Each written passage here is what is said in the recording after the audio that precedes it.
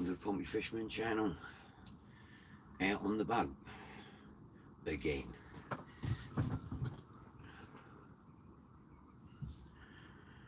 After last night's disaster, I've come to a nice quiet area where I'm not going to get blown to bits. I'm just using up the ragworm.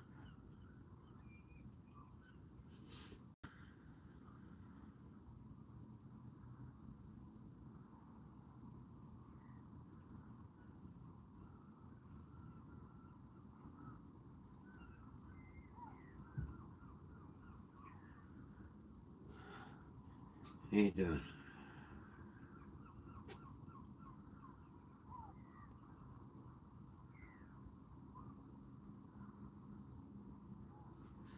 Alright, Martin. Hatchie, good evening. Good evening and welcome. Move that up a bit. I haven't got the cover on tonight, so should have a better view. Being as it's not pouring down with rain. We're blowing a gale. Richard, good evening, sir. Did that boat move?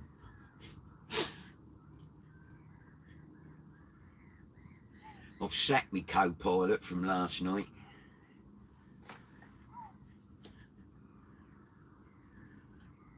I sacked him for gross incompetency.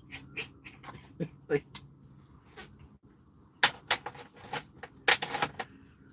sticking me on a 100-foot mud bank.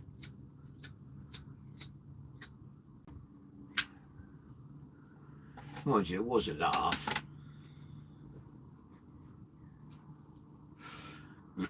First time I run aground in this one, so never mind. Right, I'm gonna bait up and get some baits in the water, guys.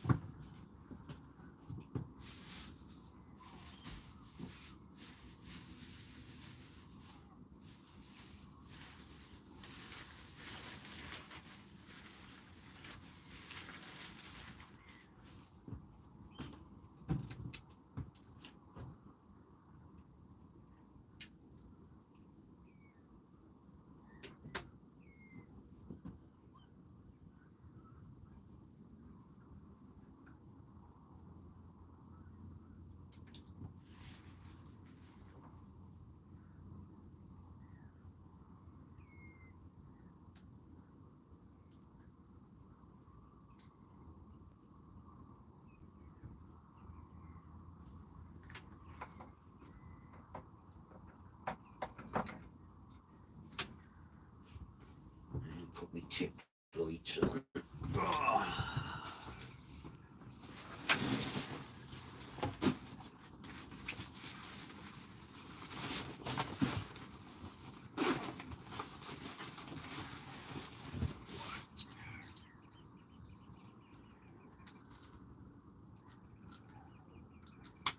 God, it's not worth throwing the batteries all over the floor.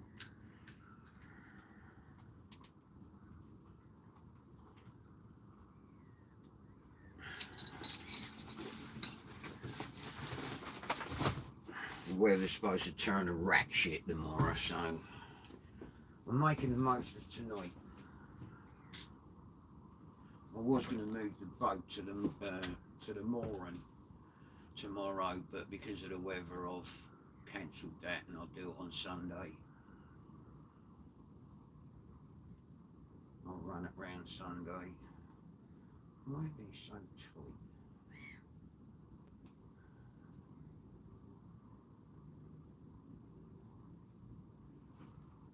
Blimey, there's a boat coming in. There's only 1 metre of water.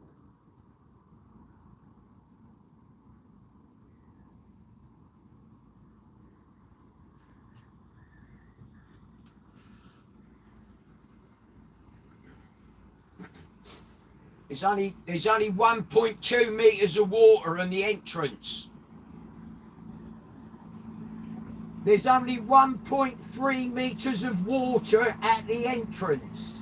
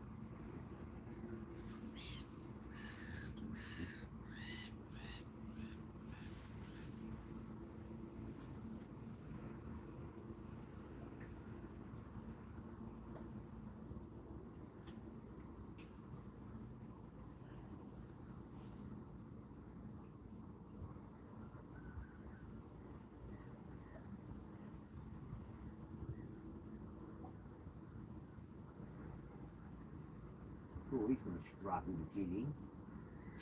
You've got to draft more than 1.3.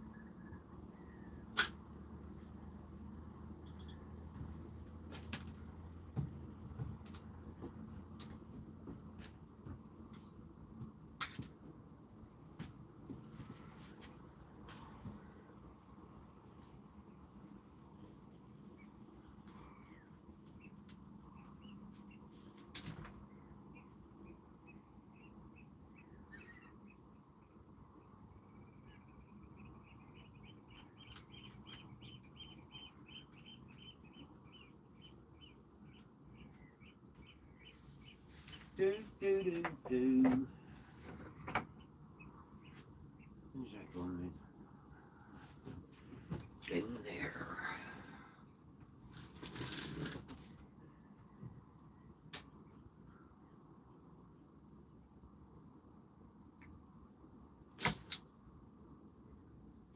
Oh, you just noticed you can't get in.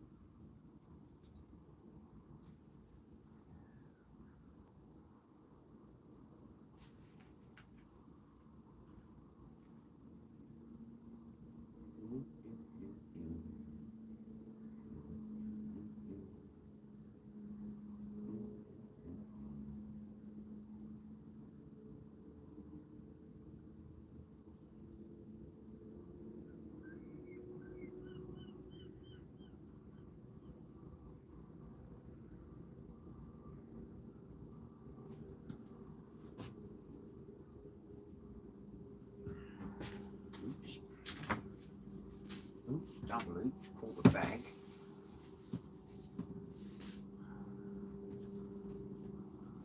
And get in your pocket.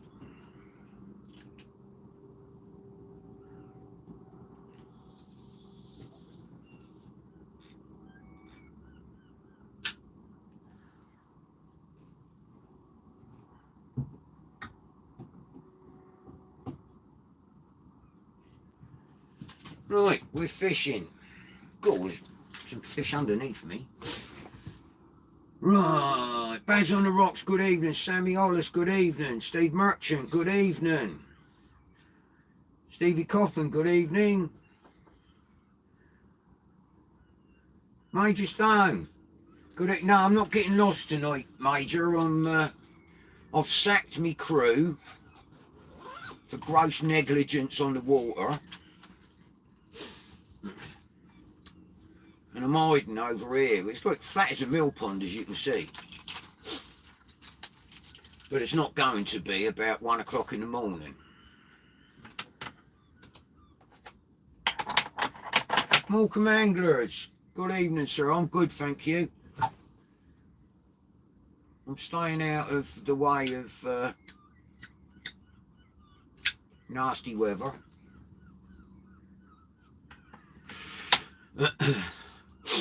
I'm not saying it's a low tide and a high tide, but last night when we came in, I had to take my aerial down, unbolt my aerial and put that down, and my running light was scraping the underneath of Ayland Bridge as I was trying to come through. There was about 6 foot of clearance. And now it's low tide, and I kid you not, coming out of the deep channel of Northerney, I was in 1.2 metres of water in the deepest part of the channel. These tides are ridiculous.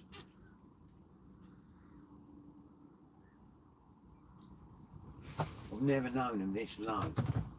Why ain't me 3 bob light working? Why are you not working?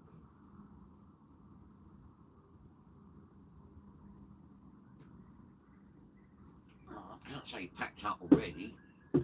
Best bit of Chinese light.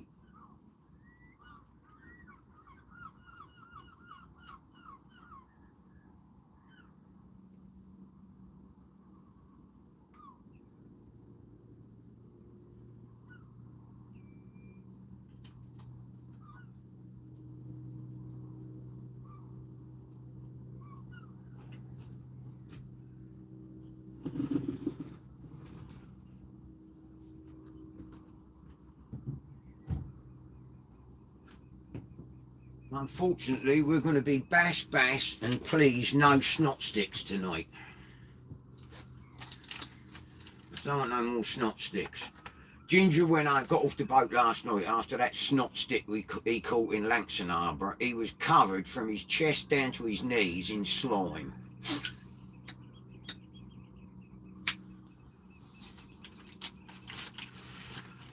That was payback for getting me lost. And how can you get lost in a harbour you fished since you was 9 years old? That was complete lunacy last night. That's like walking in your front door and getting lost.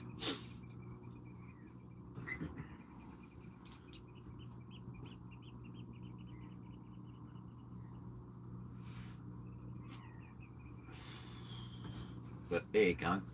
Put some lights on. Maybe that's a bit better.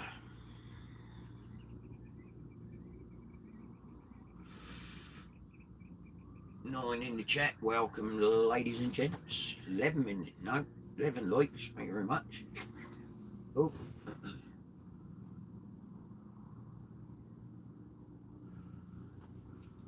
If I get a big old bass tonight, I'm not going to try and lift it out on the hook.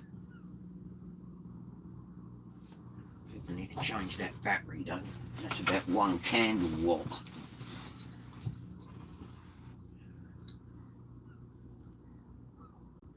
Probably won't see it.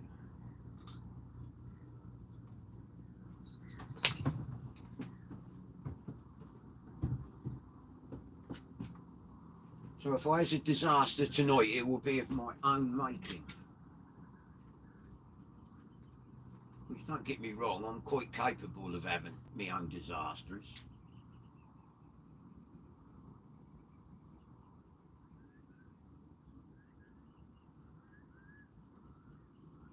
Mr. Chinaman, you've made this the wrong size.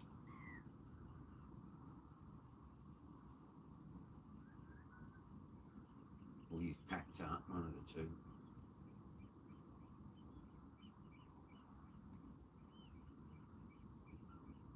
What's going on?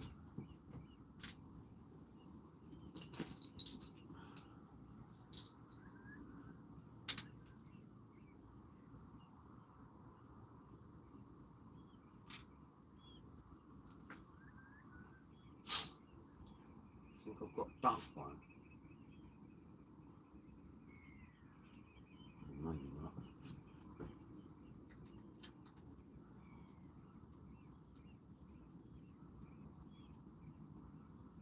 Must have forgot to charge the batteries up.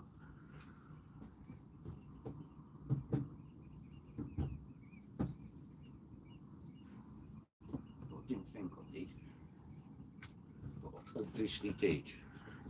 But I was so tired last night I probably charged the wrong ones up. Ah. Lawrence, good evening, sir. How you doing? Maybe not a snot stick. I don't want a conger, I told you. That's a snot stick on steroids with big teeth. Don't want one of them. I don't want one of they.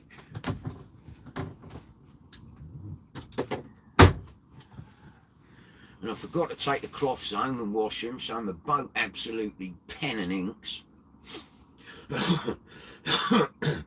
Awesome fishing. I'm good, thank you. Survived last night, so that's good.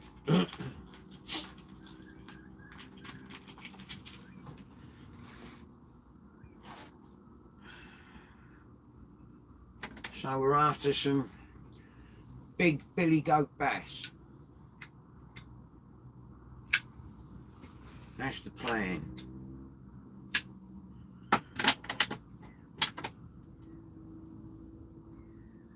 Well, thanks for coming along, Lawrence. Really appreciate it. It's a really friendly chat. Everybody's really nice. And all they normally do is take the mickey out of me all night because I have disasters.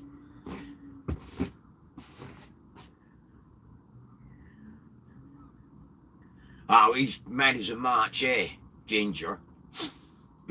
Oh, you wouldn't believe the shit we used to get up to.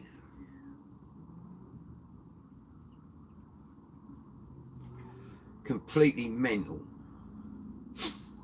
When they brought the law in for fishing for the freezer, because we always got chased by the harbour board and Southern Sea Fisheries. They was always chasing us all over the joint. So we used to fish with fyke nets, which are like freshwater keep nets with a funnel in them for eels.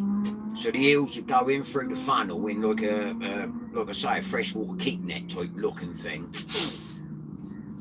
And they put the licenses up so high, they charge you what they call per end.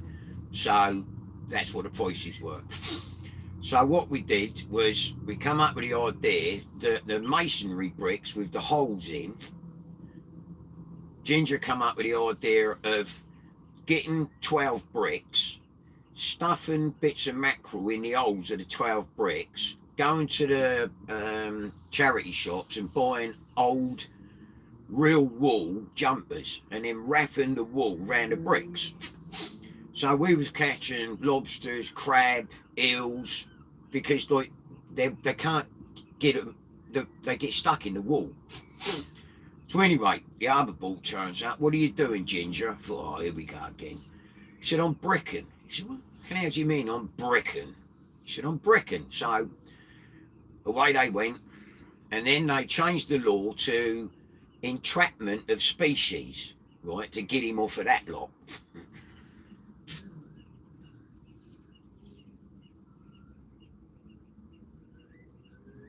Good night, Shane. Good night, buddy. Thank you. Hello, darling.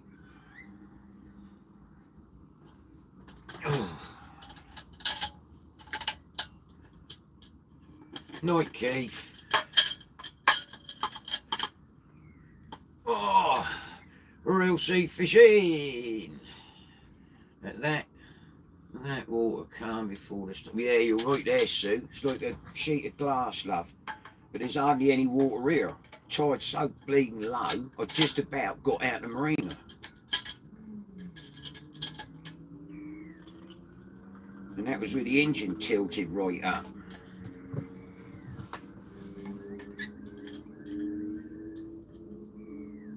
And the man that was going in the marina has hooked up on a buoy to wait for some more tide.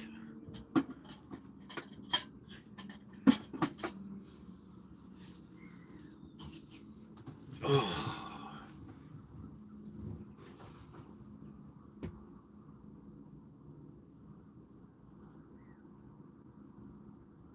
Trouble is, where you've got these huge tides, they come in and go out with such ferocity. They drag so much weed around with them. Once it starts to run, it's almost impossible to fish. So last night we were fishing with over half a pound of lead in 5 metres of water and not being able to hold bottom. It was mental. Fight nets, yeah.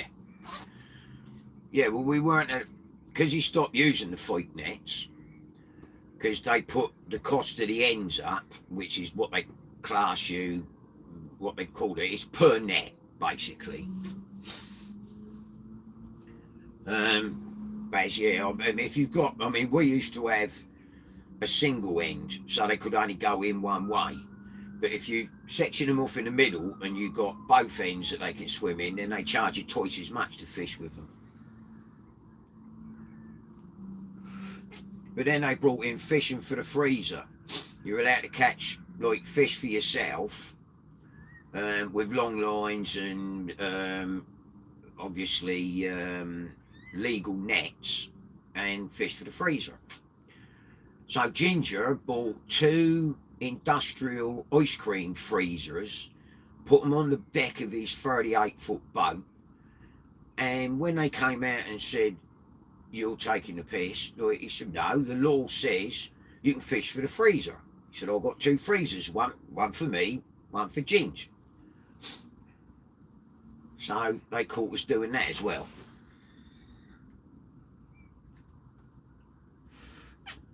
So we have tried everything, trust me.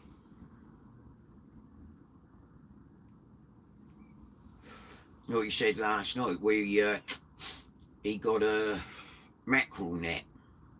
Still got it now. It's about, I don't know, I think he's got two 2-mile fleets.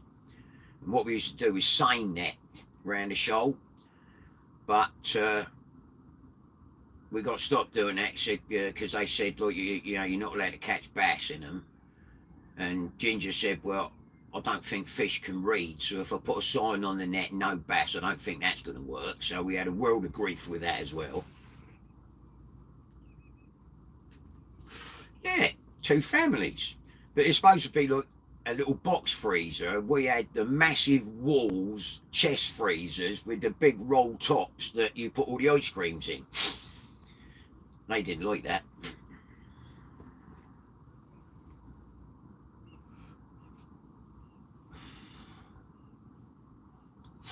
We was trying to make a living.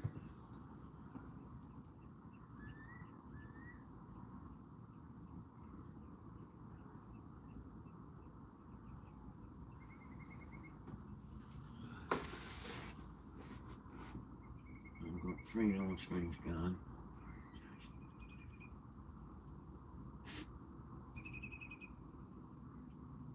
Oh, real sea fishing. Well, of course you have. You got to try, ain't you? Yeah, I'm just using bait up here. That's, you know, I'm such a tight bastard. I didn't want to waste the ragworm.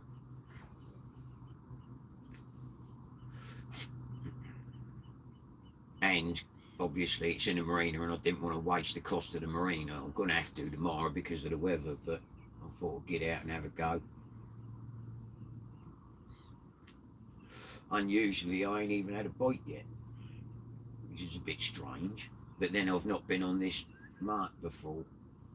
I was the other end of the yachts last night, and the time before that I was about 6 yachts up that way. I've just picked a random buoy and tied onto it.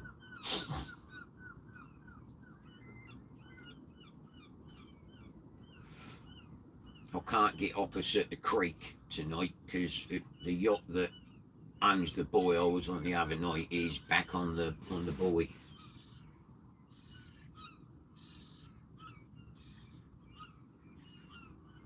Yeah, and I freezes them down, puts them in vermiculite and freeze them while they're alive. If if I've got just a few left, and I used them the other night and they work fine. Yeah, Storm Anthony tomorrow. As I say, I was going to take the boat out of the marina tomorrow and run it through Chichester Harbour and up to my mooring. But I've paid another night to stay at Northern because I don't want to run through that lot. 60-mile-an-hour winds, that's right. I'll stay where I am for another day.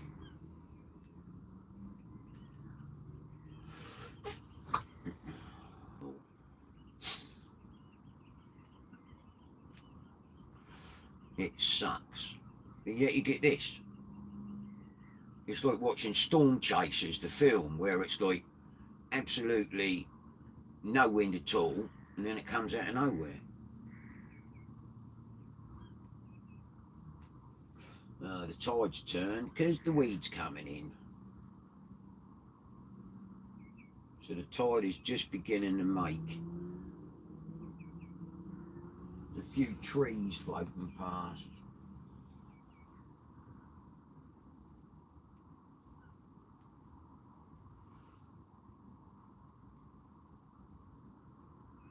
Didn't get in till 4 o'clock this morning. I paid per day in the marina, Steve. Yeah, I pay by day, so like, because when me and Sue go fishing, obviously she don't want to get in a dinghy and me row out to the mooring and all that old malarkey, and we've got to be out for 8 hours or 4 hours. There's no happy medium, so we go in the marina, so you just walk down and get on, and everything's cushy. But yeah, I pay per day.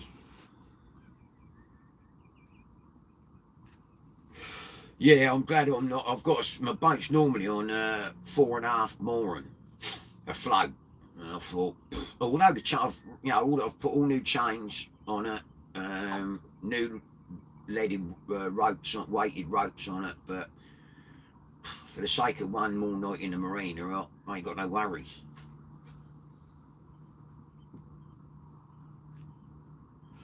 We have possibly a bite.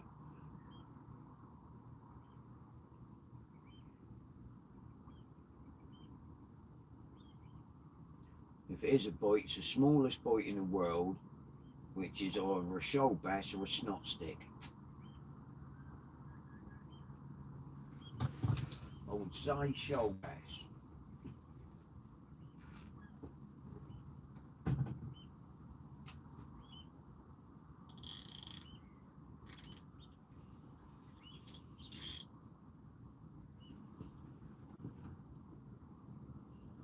Come on, little fish.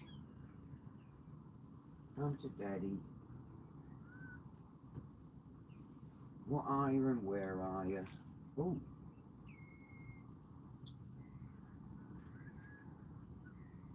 Are you little or are you big? I think he's a bit bigger than what I thought he was.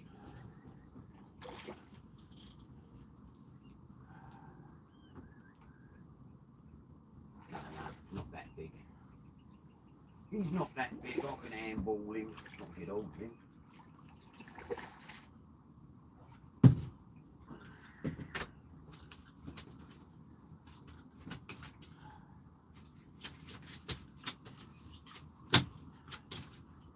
Finger in the old out. Oh, it's my cur! Oh God, there's my rod.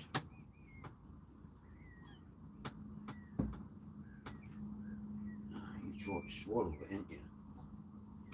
In complete form.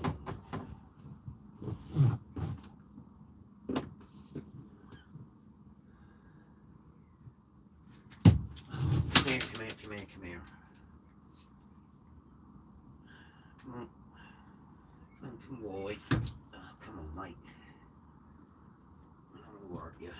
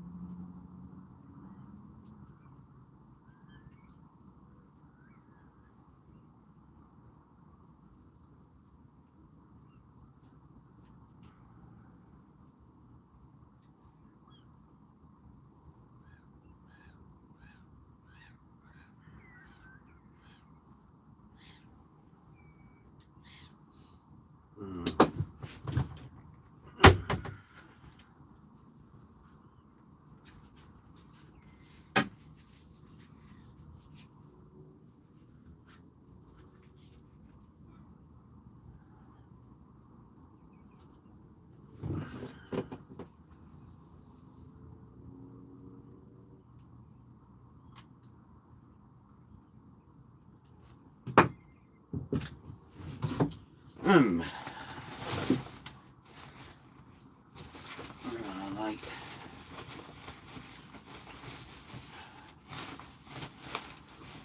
Come on, I'm supposed to be organised. That one.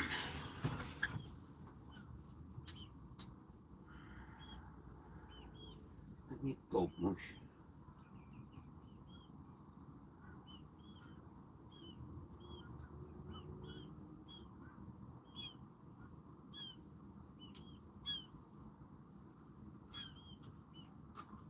There you go. There you go. No shoal bass, people. Get him back. Gone.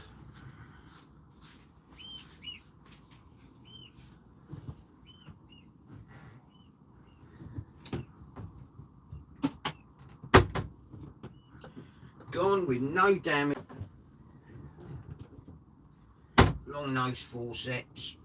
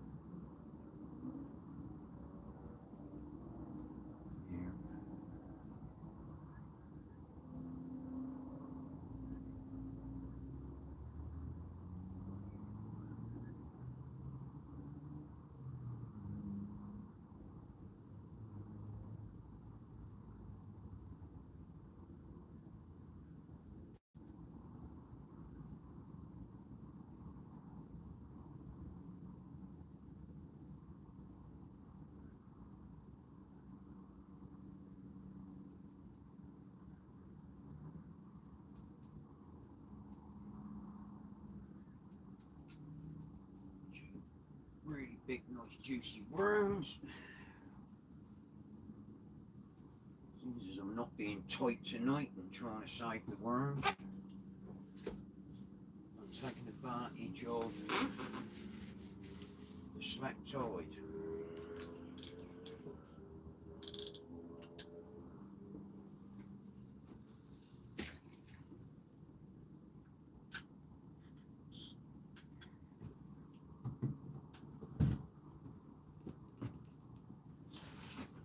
Oh, that's the blank over and done with, which is always a good thing. Janice, good evening.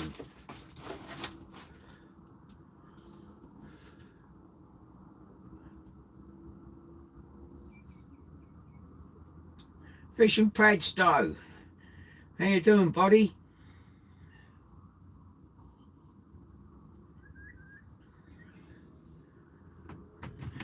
Oh, like, he'll be out on the boat next week sometime if he's allowed, Janice.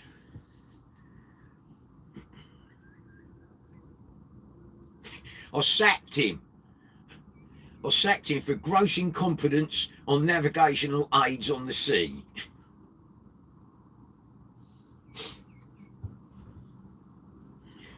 For getting us lost in a harbour we've been fishing since we was 12.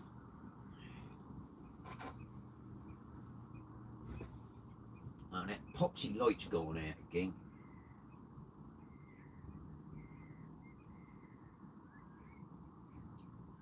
Well, I was saying how good they are.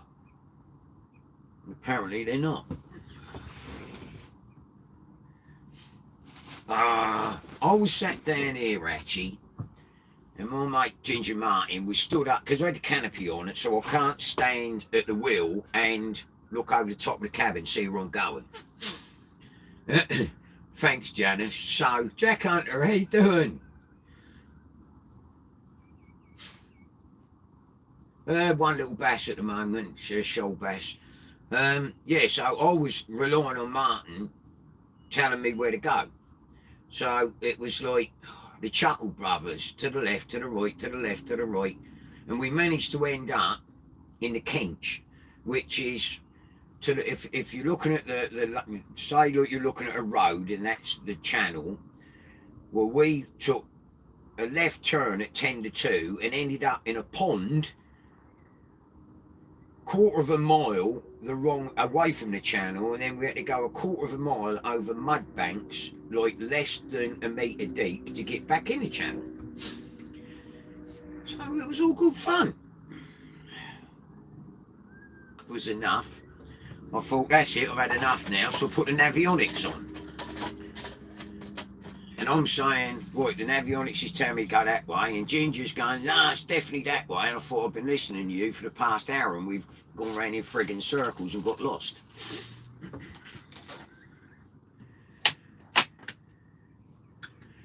Complete mental. I've got a million fish underneath the boat.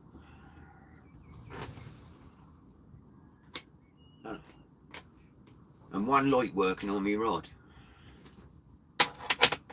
Oh, absolute nightmare.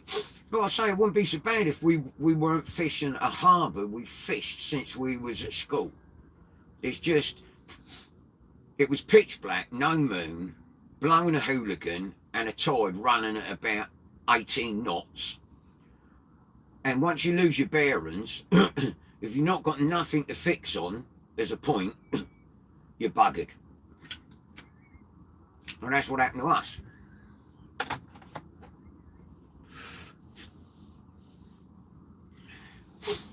Then it runs into a load of port lights, a load of starboard lights, a load of traffic lights in the distance, a load of town lights in the distance, and you ain't got a Scooby-Doo where you are. That was us last night. I got in this morning at 4 o'clock, felt like I'd been dragged through a hedge, and hit a squirrel on the way. I was hanging.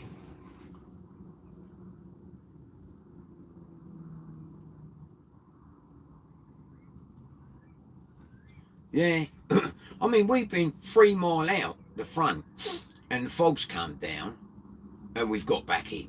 Like back in the day when you only had a compass. But once I went out there and I thought I was following Eastney Beach back to Langston Harbour, and I was actually, out of the fog came this massive great pier, and I thought, fuck me, Langston hasn't got a pier. And then I realised it was Ryde Pier, and I'd been, instead of going east, I was going west on the wrong side of the Solent, following the coast of the Isle of Wight. So yeah, it's a bit, but you just got to laugh, you know what I mean? You just got to think, oh shit. Oh, got one there.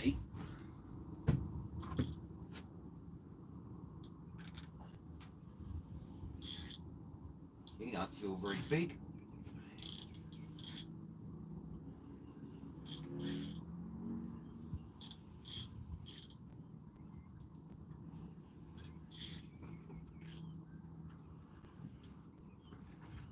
Weights up. No, he ain't very big. Hello, mate. Welcome aboard. One.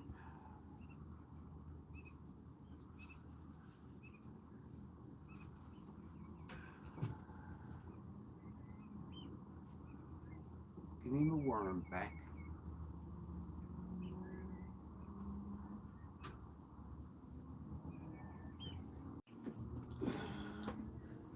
Another shoal bass.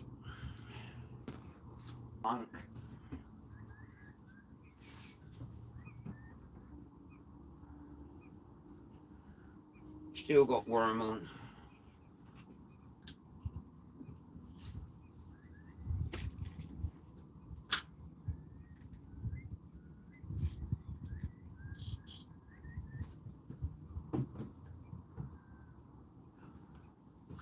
Check the other one in a minute. Check the other one I haven't been bothered to check.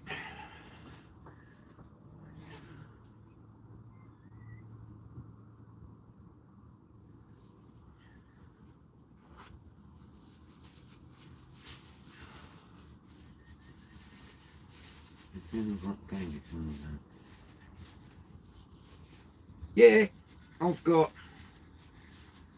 sat nav, I've got navionics, I've got plotter, fish finder,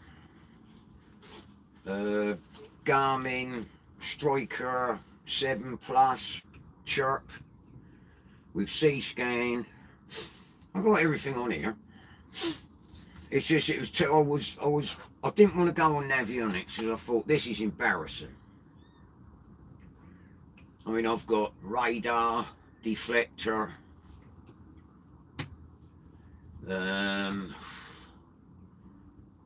AIS. I've got everything on here,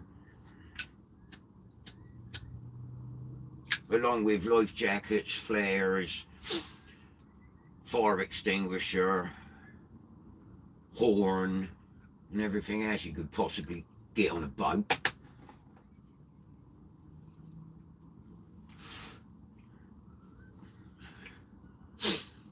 But yeah,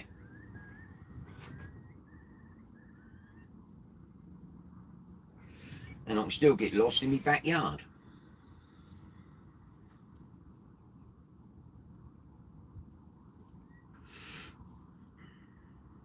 You should have seen Martin. I think if you go back and watch one of the lives, I'm sure it's on a live, when we was catching mackerel at night. Martin was mega excited. I mean, like, we had shoals of mackerel round us at night. Yeah, all except a place. You're right, Steve. That's the only reason I went there, was for a place. I just happened to pick the wrong night. You think in August you're sort of semi-safe, ain't you? Obviously not in the UK. The wind turned on us. It was southwesterly when we was in here, and we went round the back of the island in the Langston, and it turned westerly and came straight down our throats. And the bit that got to me was I checked all the weather, and it said there weren't going to be any strong wind until this storm coming Saturday. So, you know, and it rained. They didn't give rain either. So it was a cock up from the start.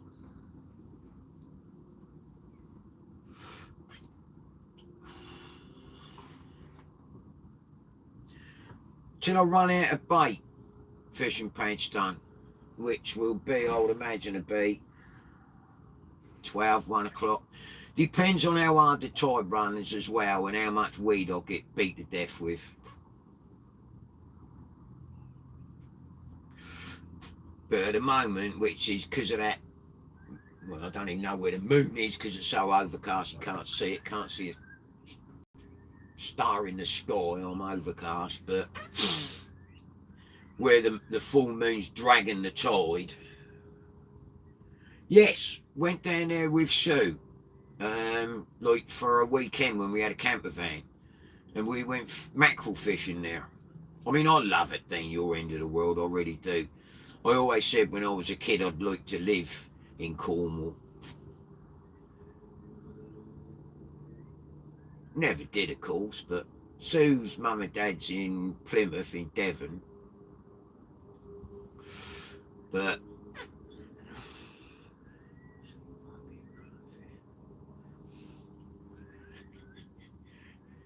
we're plunder, aren't we, Janice? Janice, he has got to be the clumsiest man on the planet.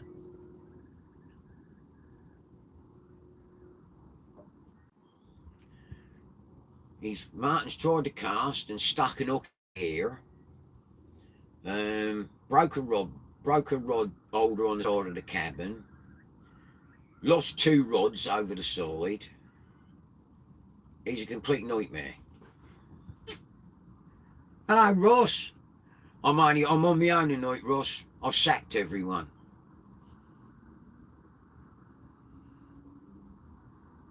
I thought if I come out on my own and it goes tits up, I can only blame myself, can't I?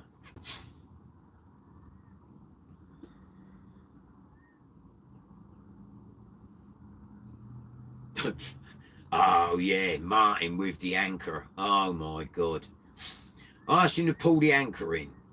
So he pulled the anchor in over the top of the front rail and didn't take the ordinary buoy off. So he's trying to grab the ordinary buoy as it's shooting off down the line. It was absolutely hysterical. And then he didn't, when my front window of my cabin lifts up my front door, he hadn't done that up tight enough. So that came down and tried to guillotine his head off. It was absolutely hysterical. Yeah, you're more than welcome, Ross. Honestly, bud, you know, when you're down next, more than welcome, brother.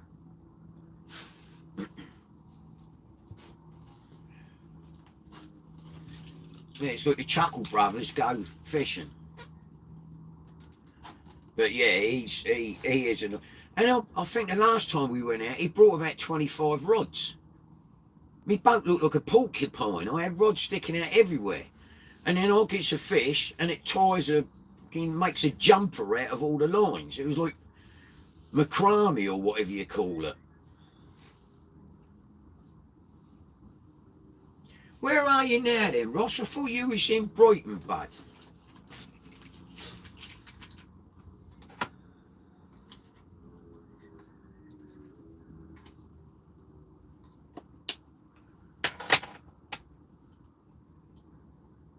Yes, safely, on my own, by myself, with no one with me.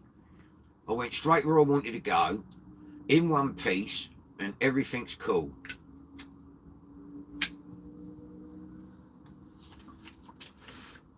He's lost 2 rods in that day, Janice. I left the mooring, Wilson's. I hadn't gone 10 feet in the boat, and he lost the top half of his rod. So I had to go round in a circle and pick that one up. And then we went out in Aylen Bay, and he had a bite on his, what he called a travel rod. I didn't see it go, it was behind him. And then he turned around to me and said, "Where's my rod gone?" But how do I know where your rod's gone? You got about 12 of them. And it deep sixed itself. But he brings that much gear, it's like he's going fishing for a month. Stuart, how you doing, buddy?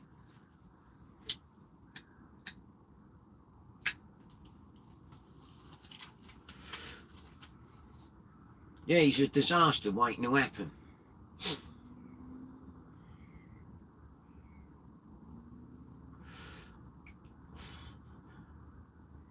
I need twice the length of boat. I need a 30-foot boat so I can give 15 foot of it to Martin so he can, like, you know,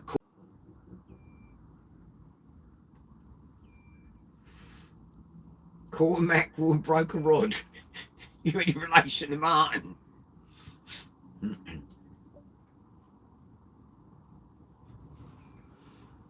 better check the bait with the rod that's got a light on it.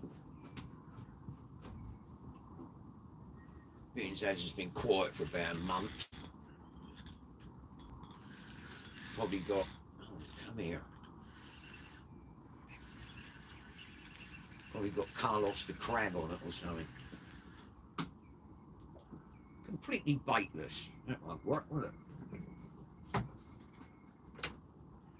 least the light works.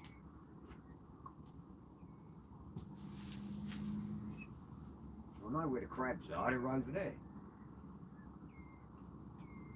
The fish are jumping to my left, taking the Mickey.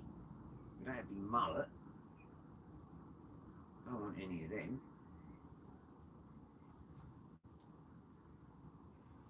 They're no good to no one. You can't eat them, they taste like old socks. Who's that? caught a sea creature.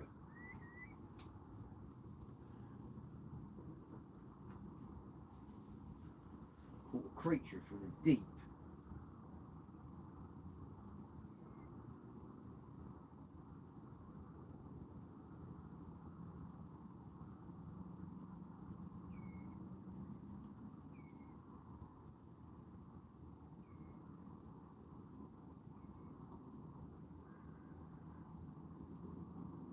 As soon as the weather gets nice, I'll go out during the day on a jolly boys out and somewhere and try for other species, but at the moment I daren't go anywhere from here. I probably won't come back.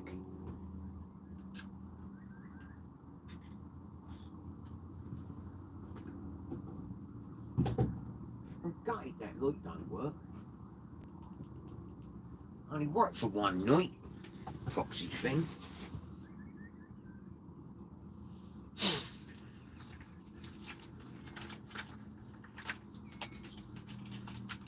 It is a giggle though, Janice, isn't it?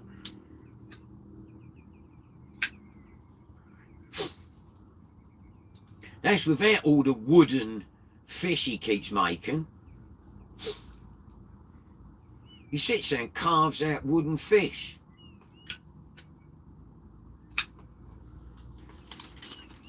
Colin the Kipper,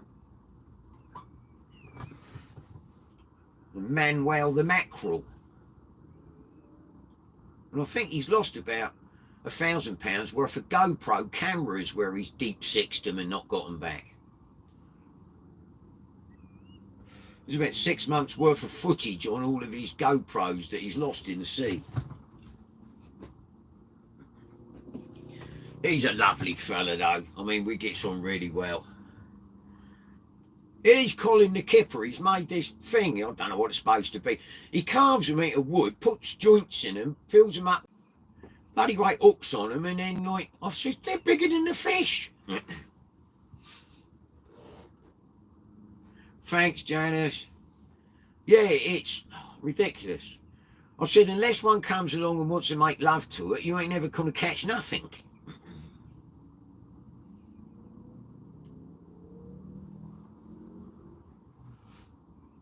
What's that? Weed?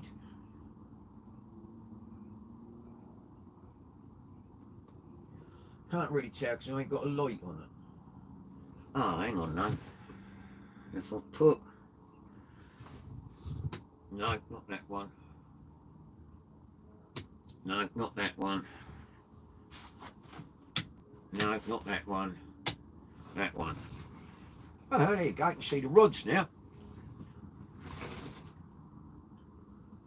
I've put how many switches on this boat? I don't know where I've tagged them all, but the writing on the little tags is so small, can't bleed and see it. I've got 1, 2, 3, 4, 5, 6, 7, 8, 9, 10, 11, 12, 13 switches on this boat.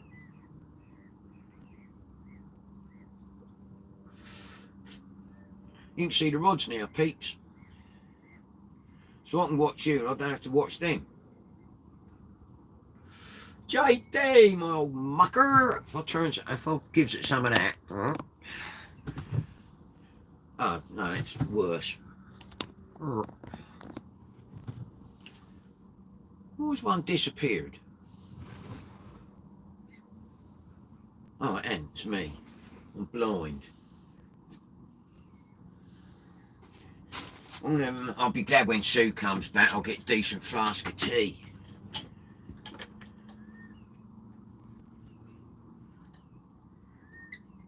Probably till about 12, 1 o'clock, Janice. Unless I runs out of worm before then, or Sherwood Forest comes in weed and I can't fish through it.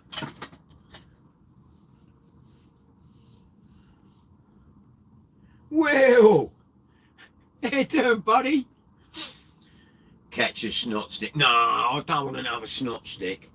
I was saying, Martin last night, that where he caught the big snot stick in the harbour, he was covered from chest to knees in snot stick slime.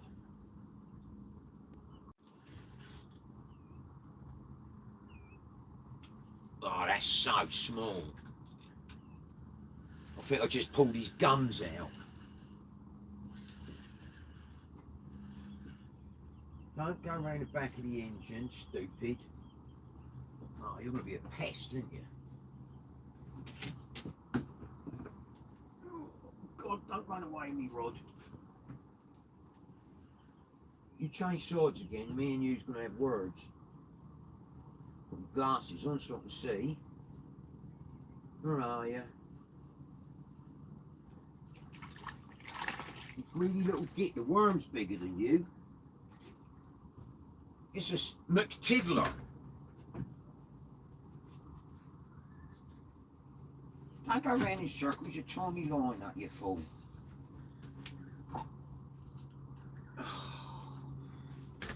You gutty sod. How'd you manage that?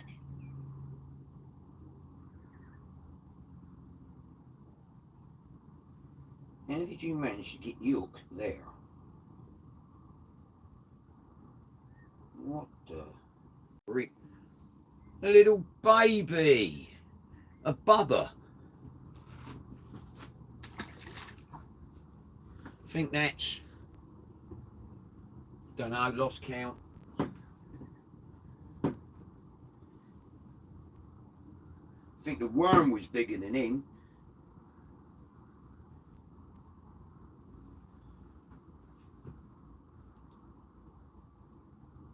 I think the worm got him in a headlock.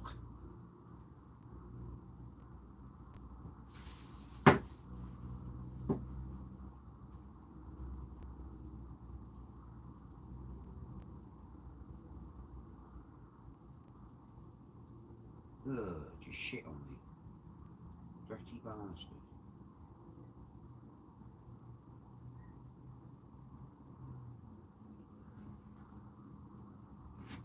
What's happened to that one? Oh, no.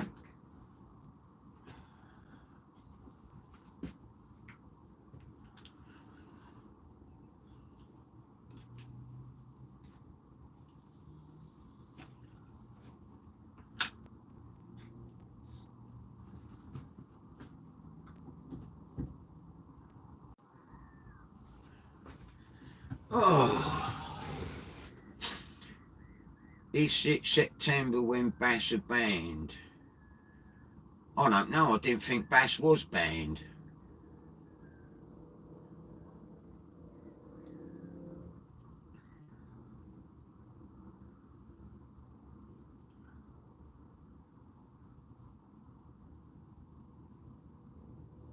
Not been sea fishing yet, but fishing 3 Oaks in a week's time. I'm like fresh water. Yeah, I don't know.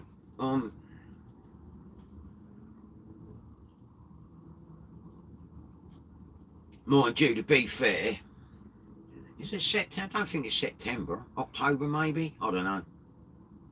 I mean, you can't. I think it's you can't keep them. But I don't know when. I don't keep them much now anyway. I only get some for Sue's dad. He's going to end up looking like a bass.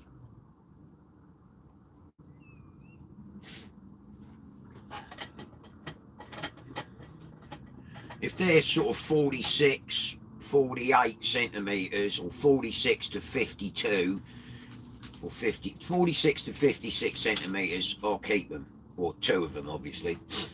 But any bigger than that, it takes them about 10 years to get that big, so they're breeding stock. And any smaller than that, then I just let them go. Love fishing place, bass and bream, lovely. Well, I like place, but I think I'm going to have to go to a wet fish shop to buy one because I can't seem to find one anywhere. Bass I've never tried, and bream I've never tried, but I only eat cod. Is that another bite? Oh, Lord. This one be a bit bigger? Probably not.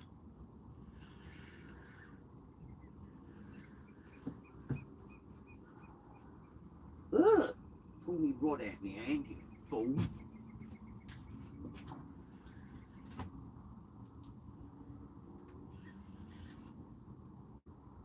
I ain't got a net set up, so if it is bigger, I'm in a world of grief. Where are you? Oh, I've got two of them.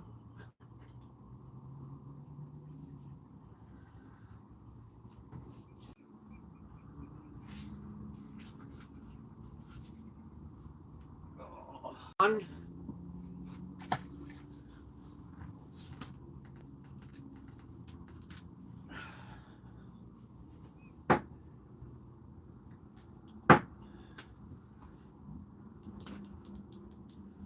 And a not so bubby one.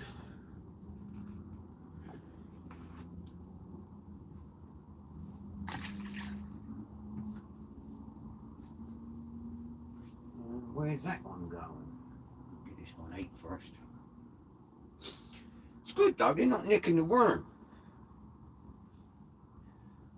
Well, not all the worm anyway. I'm recycling ragworm.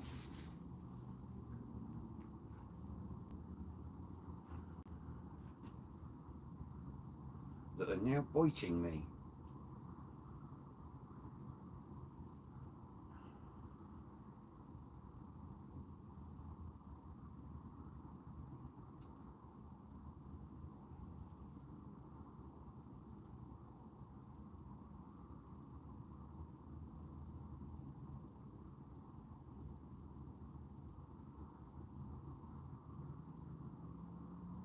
Oh, you fell in half, didn't you? You fool.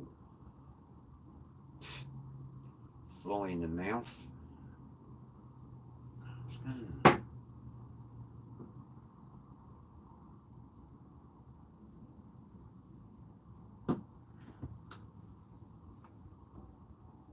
I think I've got weed round the other one.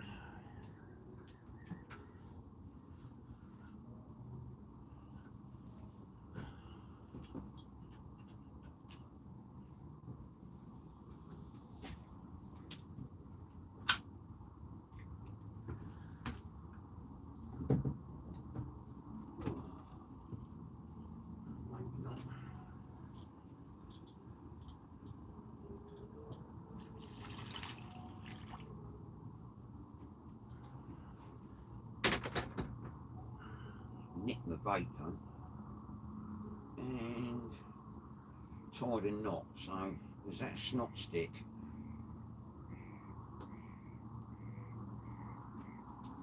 The dreaded snot stick.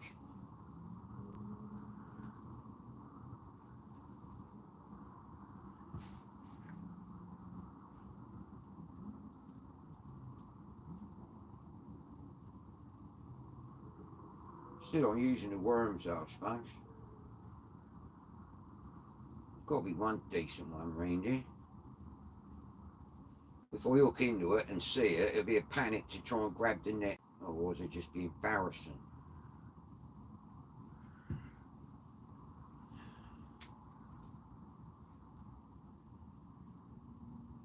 Another sea creature.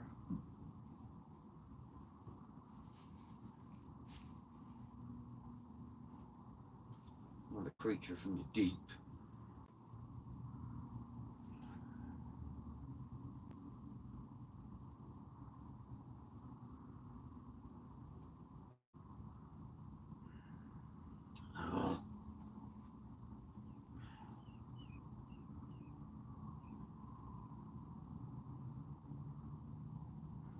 Trying to thread a big ragworm on these sizeful chinoos is a nightmare.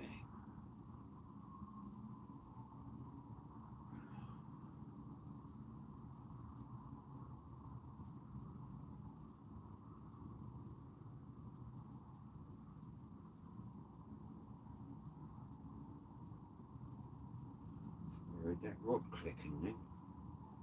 It might be a rod, the real clicking, should I say.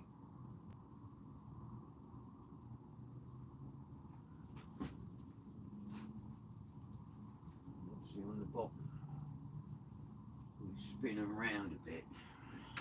The tide is obviously starting to make.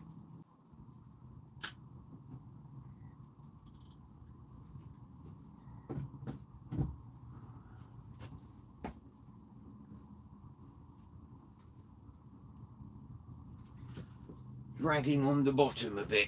Oh.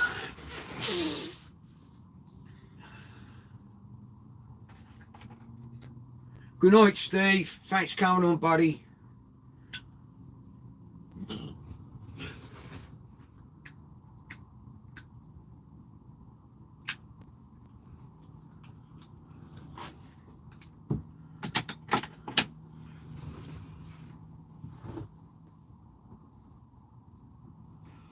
Yeah, we are now swinging in a strange direction. Because the tide's going that way and the boat's going that way. Because the wind's picking up.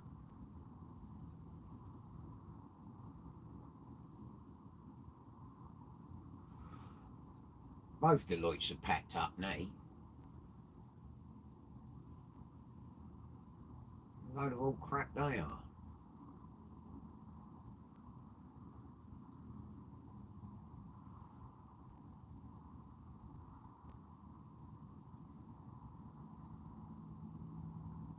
Anything big takes it scream off anyway. Well, I'm going to put the net together just in case. Just in case. This is a pig to do one-handed when you're playing a fish and trying to put the net up at the same time. So I'll stick that over here somewhere. That.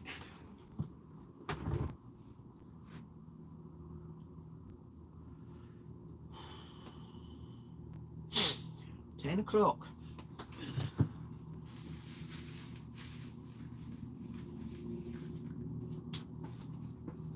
Why are we going that way?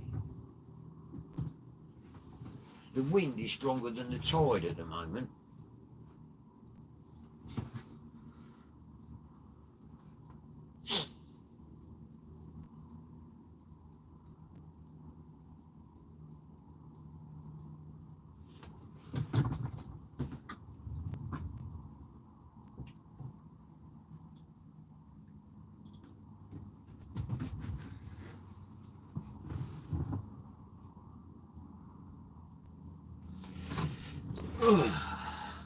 What is that funniest laugh you've had? What is the funniest laugh you've had with Martin? God.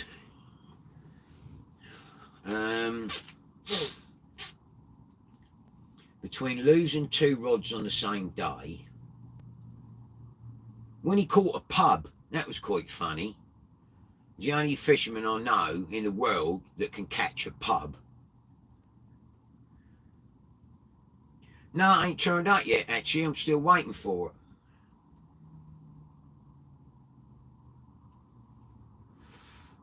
Yeah, he was fishing down Old Portsmouth. And it was in the summer, and there's all people sat out on the tables having drinks and that. He's cast, and instead of going in the sea, it's gone to the left of him, and it's ended.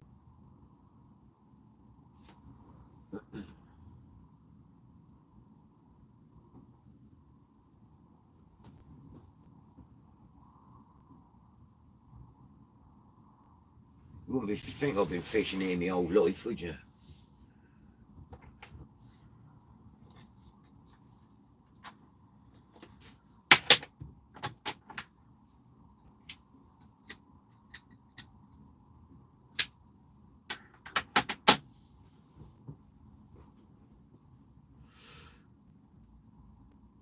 Yeah, well, I heard you say earlier, Stu, you broke a rod. I ordered a gaff just in case I got something so big with teeth in it. And obviously that came from China, because when it turned out it looked like bloody a midget's toothpick.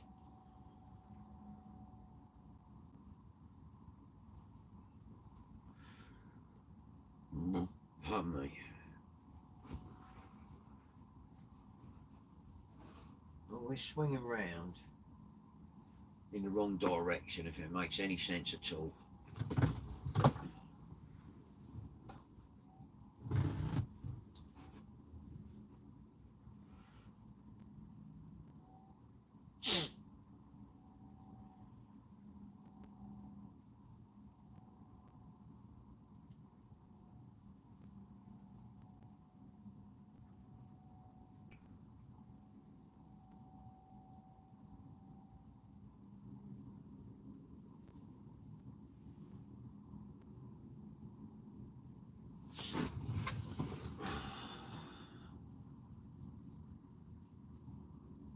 You broke a boat rod? How did you manage to break a boat rod?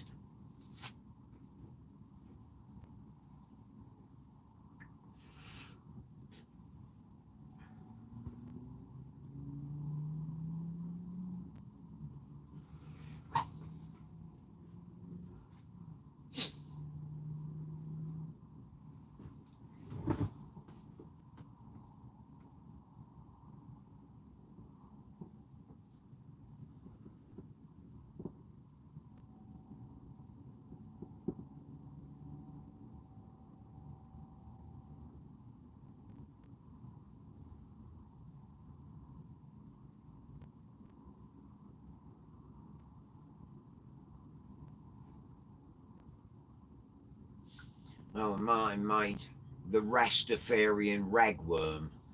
The ragworm's about 14 inches long. It's got a double, like, to imitate the legs, he's got, I don't know, bits of brushes or something stuck in the side of it. Looks like it's got a double Mohican.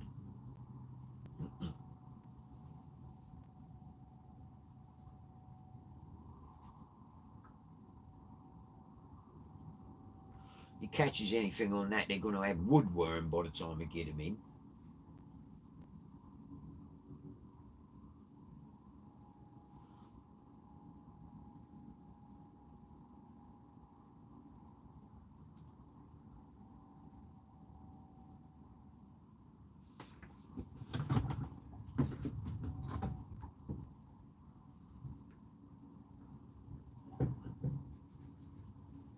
The weight's out of mud.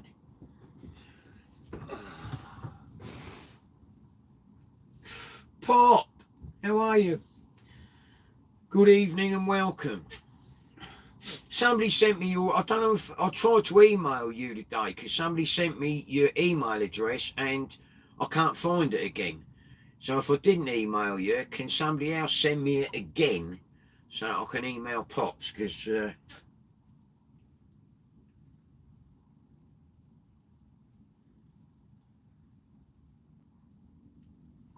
22 in the chat. Blimey, thank you very much. The ranks come, we need Martin and make them fall down.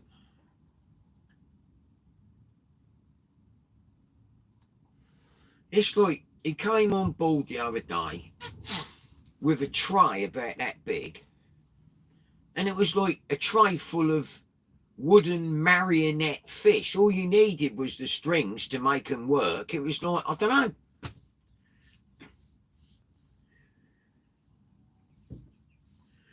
About 5 or 6 bass, Jamie, honey, little ones, not a keeper.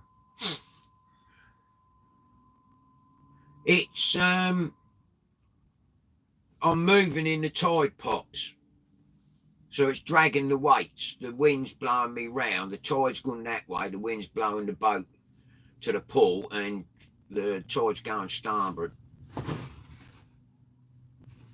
In fact, now, what the bloody hell are they gone now? Now they've gone to the front of the boat, which is never a good thing. So, whatever's going on, we'll have a lovely tangle in a minute.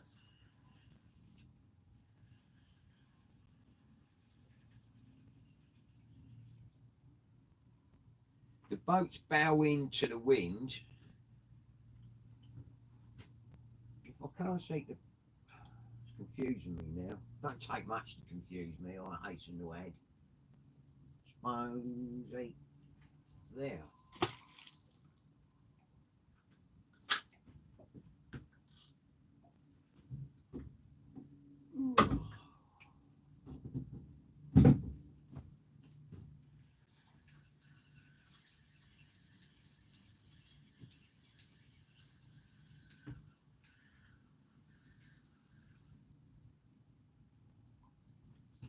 Picked up some weed. Ragworm's still there. Apart from the bottom one, he's done a runner. And I've got a bit of a tangle going on.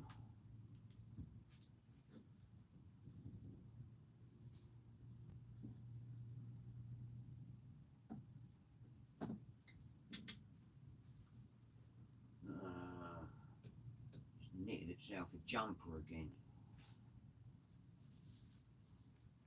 Got fish jumping round me. It's this slimy green weed that sticks to it like cotton and tangles your lines together.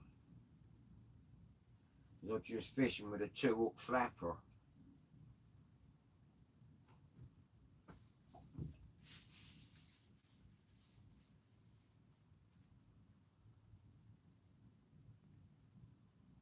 I made a nice place rig for last night, never even got to put it in the water because the tide was running so hard. And there was that much weed. So that'll be used for another day when I go place fishing. I mean, that'll be 2,000 and frozen to death, I should think.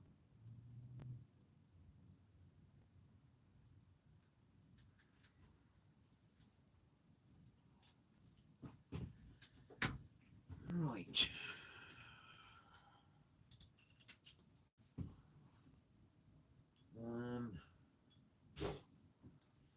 Yeah, I suppose.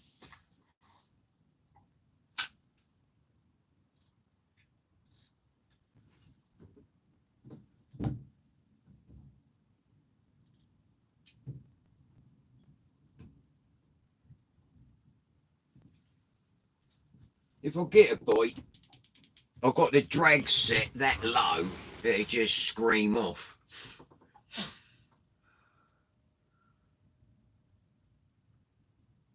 Night, Janice.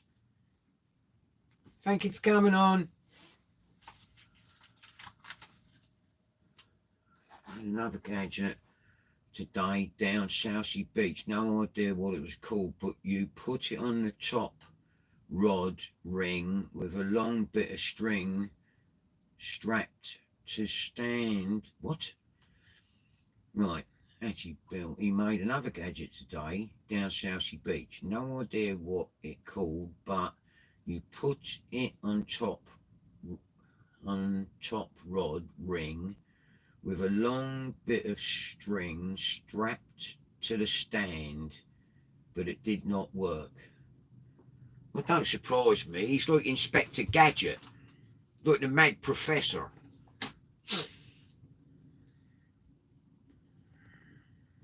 Sweet dreams, Janice.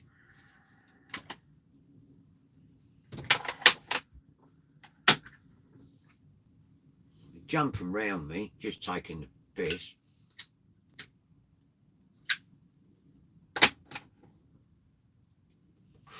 But this will be me for about 3 or 4 days, I should think. So I can't afford to go anymore. I've spent all my pennies on bait and getting in the marina. So I'm skint till my pension comes in, which I think is the end of next week. Do you watch his YouTube, Bill? Yeah, all the time.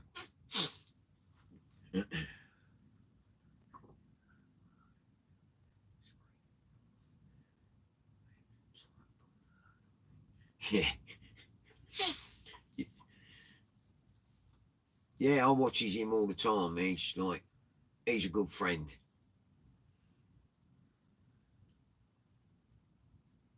And he don't take umbrage with me, you know what I mean? He's like, when you got autism, you say what you think. You don't not think about saying the wrong thing or somebody taking offence. He just comes out with it, and that's great because he rucks me. Trust me, I get told off all the time.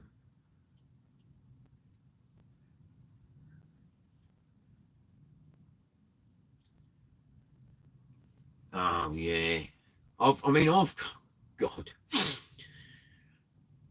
got a 50 hook long line and a drift net. And Martin said, "Oh, we'll have to put." Can you imagine me and Martin shooting a 50 hook long line and a drift net. That would be absolute carnage. Yeah, his drone went out to see him, never came back. I'd say he must have lost thousands of pounds worth of electronics.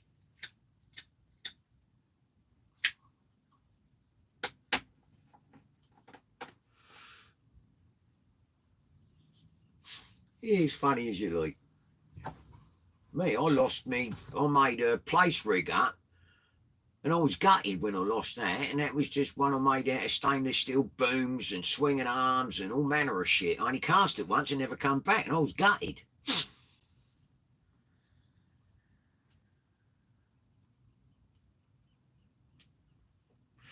But I can see I'm going to be freezing a bit more ragworm down at this rate.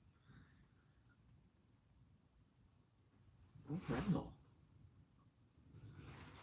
It's black as a pot.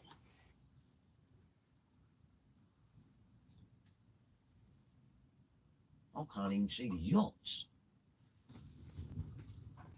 I can see the one behind me. There's about a dozen of them down there. I can't even see them. They disappeared into the darkness. He's always losing them, Jamie, isn't he? I remember the ones when he started off using like the ones that looked like a float with the camera at the bottom. I think he lost half a dozen of them.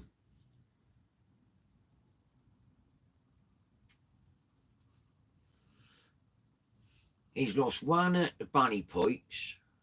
He's lost one at Victoria Pier. He's lost two in the Canberra, I think. Two on Southsea Beach, one on Eastney Beach. He's keeping GoPro going.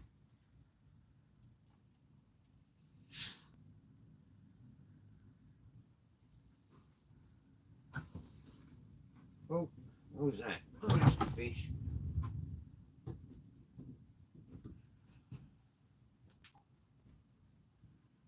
Oh, yeah. Oh, what it is, it's going to tie me other line up. Can't be very. Oh. Okay then. It escaped.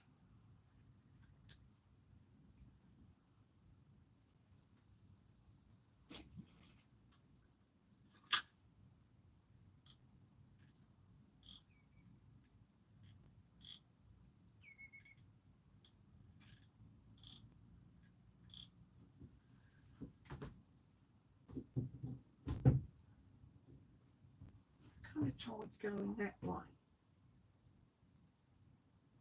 Oh, behave. I must have put that on his head.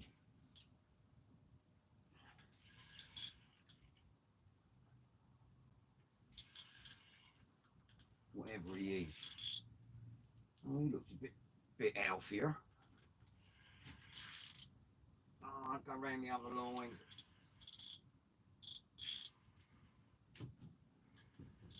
What are you doing to me?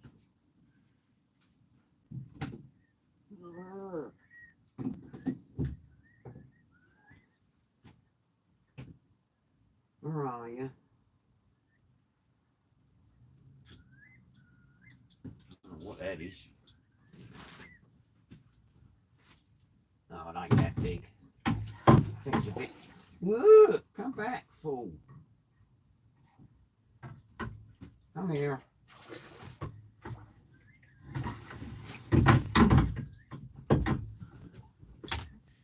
Well, that's the biggest one so far.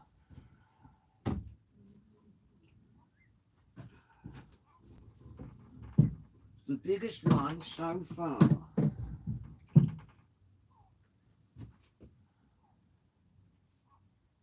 I must have landed that straight on his head.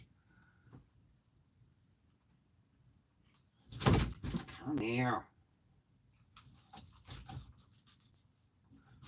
Oh, now you've got the hook in the net, ain't you? Chill, Winston.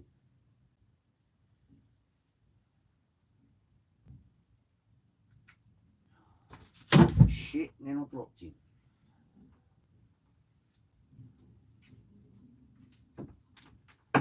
Let him for a minute.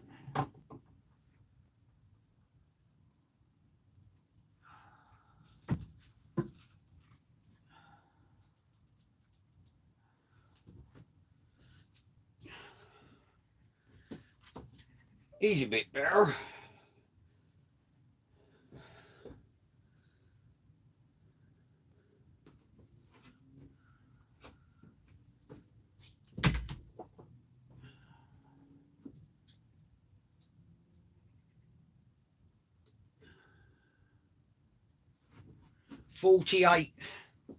Forty-eight centimetres.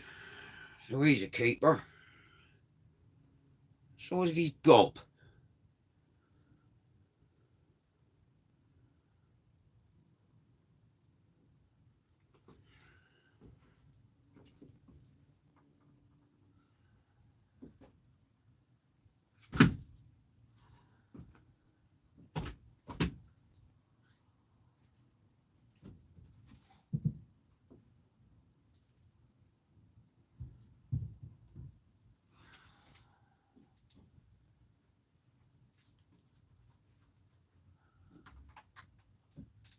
So I must have landed that straight on his head.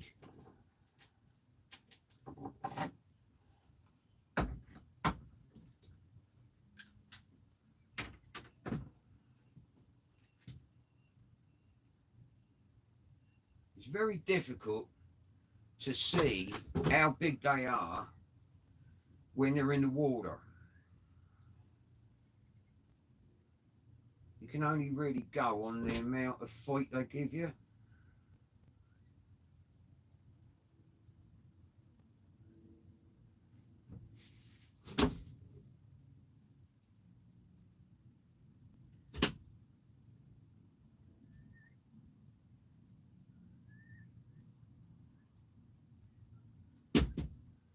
Mate, I'll deal with you in a minute.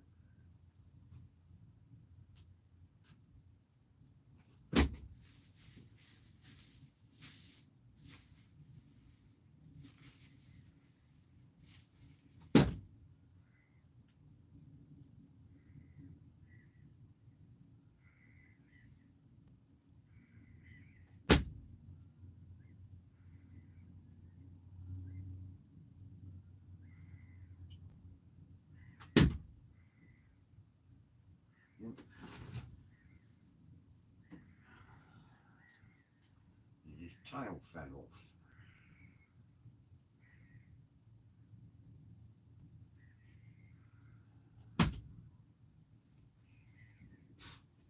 Flies round the head again. Lovely.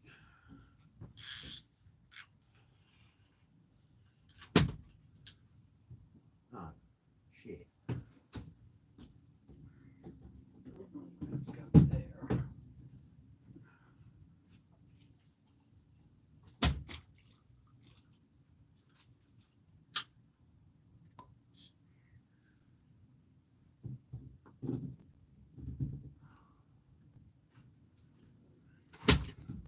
Still one decent sized one.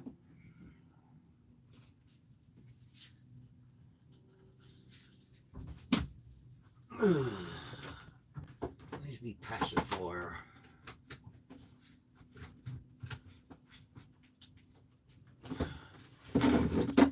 The anaesthetic stick.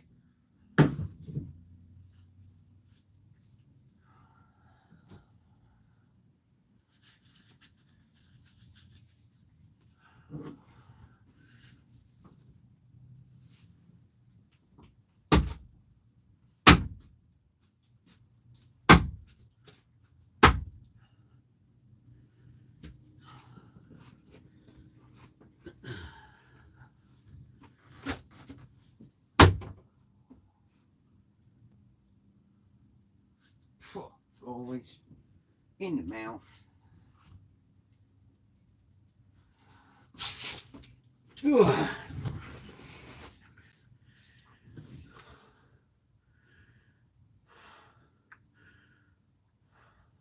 Yeah, just had a decent one.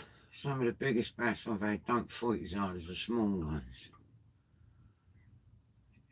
it's illegal to keep bass from harbours as at spawning and nursery grounds. No, it's not. It's legal to keep bass in the harbour. You're only allowed 2 of them, and they've got to be over 42 centimetres.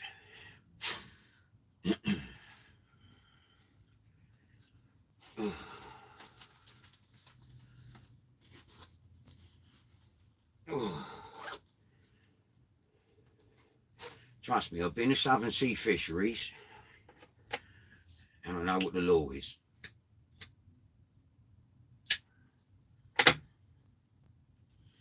No, Bill, I'm on the next trip. See you later, Richard. Good night, mate.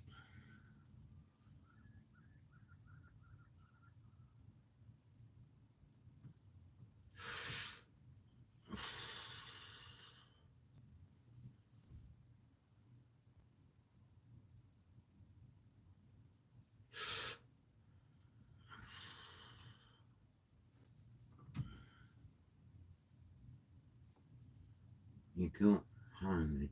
Yeah, I've got home all right, buddy.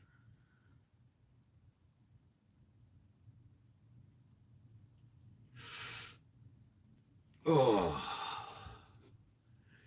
Oh.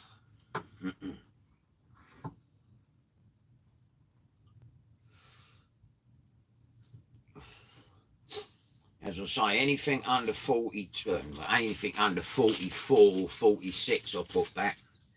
Anything over 54, 56, I'll put back. And obviously, everything under 42 goes back anyway.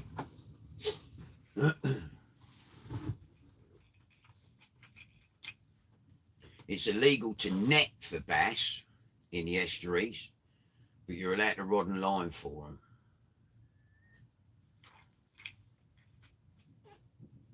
Yeah, the commercial fishermen, they fish with nets in the harbours and estuaries, actually in the nurseries, on the pretext that they're catching mullet or fishing for mullet, and the bass was a bycatch. But if they have a bass licence and they're fishing for mullet predominantly, and the bass are caught in the legal size now is 5.5-inch mesh, so you're not going to get anything caught up in that less than a 4-pound fish. But they, by law, they can fish in the harbours and the estuaries with mono net or trammel net, and they're fishing for mullet. And they've got a bass licence anyway, but unless the bass is dead or small, and the small ones I don't get, but basically it's the way they get round it. I was netted in here the other day. They shot a fleet of nets one side of me and a fleet of nets the other side of me. And I didn't have a bite from then on. But they're fishing for mullet. And by law, they're allowed to do that. Portsmouth Harbour. We, in my other club down Portsmouth Harbour, when I was on night watch, I watched a registered fishing boat with a P number on it shoot 6 fleets of net right down the middle of the channels at low water. And I thought, well, that can't be right. But when I looked into it, it's not illegal because they're fishing for mullet. And that's all it's got to be. I don't agree with that. But rod and lining, you can rod and line in a harbour. You're allowed 2 fish per person per day over 42 centimetres.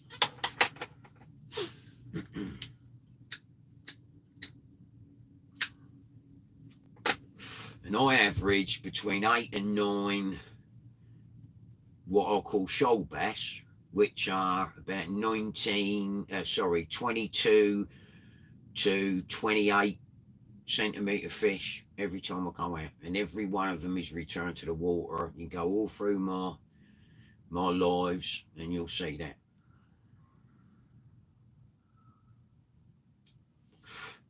Yet they introduce into a bass nursery in Portsmouth, the council introduced 6 pairs of breeding seals. They have eaten all the plaice, all the soles, all the bass. They have decimated everything. And that's like putting 6 wolves in a valley full of sheep. So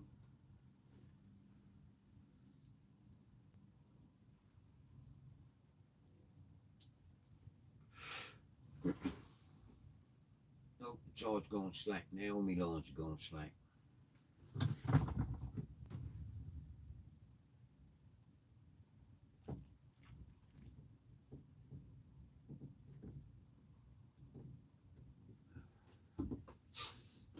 Oh, I used to be a commercial fisherman, so I know exactly what the laws are.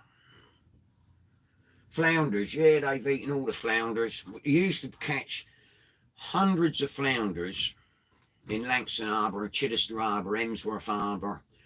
Used to be able to catch big grandad pout, whiten pout, even the wrasse have been decimated. Used to be able to go down, cast off the shore by the ferry pontoon and catch great big grandad pout, because I used to make fish cakes out of them when I was a kid. They've eaten everything.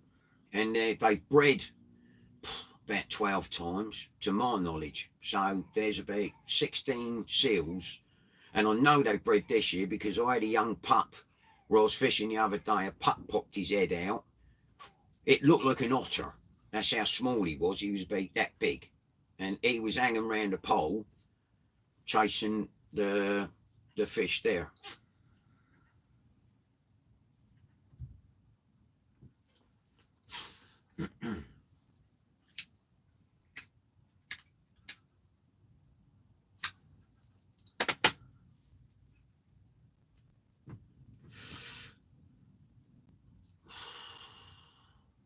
It's like a mill pond. Can't see shit. It's like ghost town. I think I've got maybe, if I turn the light out, you wouldn't see that yacht. I think I've got about 30-foot visibility all the way around me.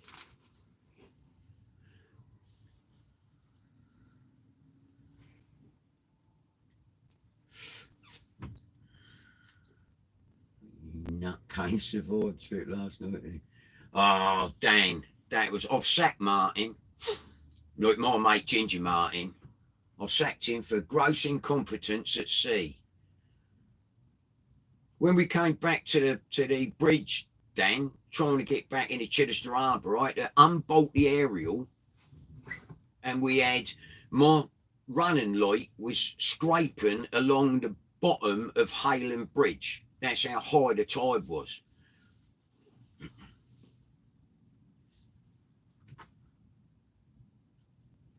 I pulled the anchor up at the Irishman, and by the time I got the anchor line and the anchor in and got back to the helm seat, I'd passed the ski ramp. That's how fast the tide was running.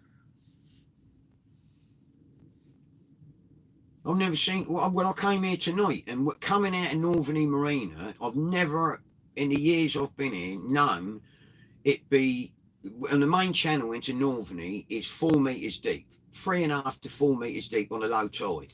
I came out tonight 1.1 metre. That was the main channel into Northern.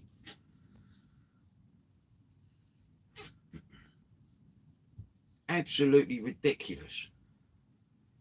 Yeah, the tide must have been running at about 5-6 knots. We just took off.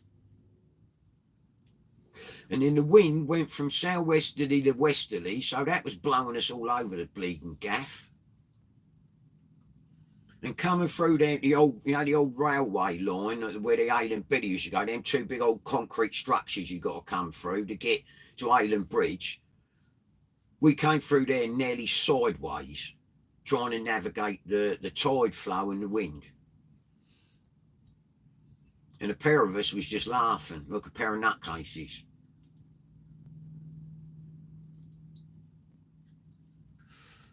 And as for using the boat hook, to gondola ourselves off of the...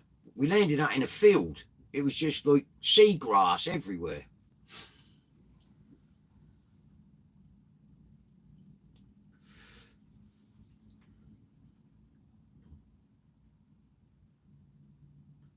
Yeah, no doubt he's going to... I mean, this boat will survive anything, to be fair. The glass, the hull and everything's made out of narrow 10mm fiberglass. I came out of Northern today with just the prop, half in, half out of water, just having enough water for it to come out the piss hole on the engine. At one stage, as I came out round the first mud bank, it was 0.8 of a metre deep, and that's the main channel into Northern. Hello, the moon's appeared. What a red moon.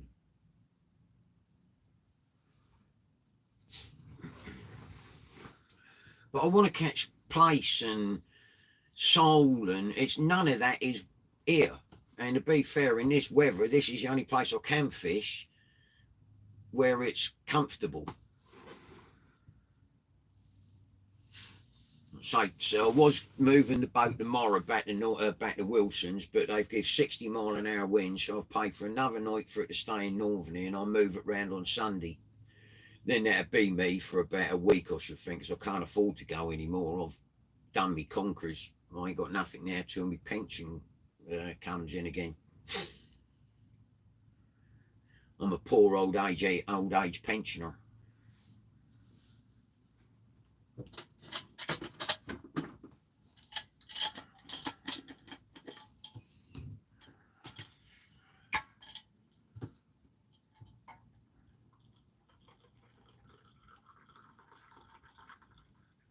I had to get Sue to transfer me 20 quid so I could pay for another night in Northern. Pretty good going, isn't it? 67 years old, worked all my life. And 14, I got 14 quid to pay for the marina.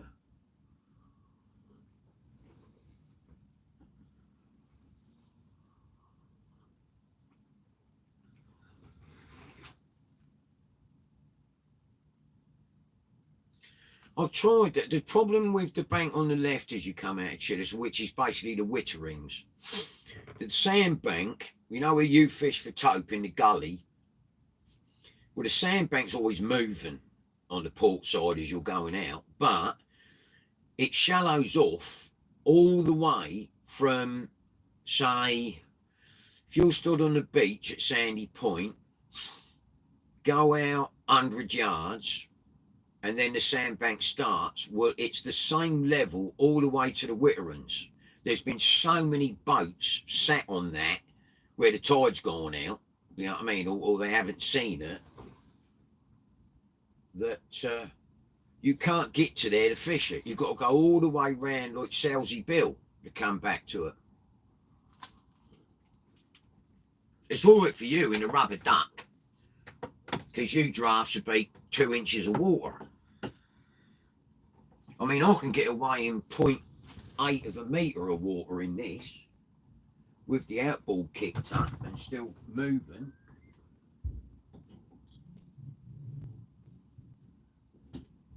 But there was some guys in a rubber dinghy the other day I saw there.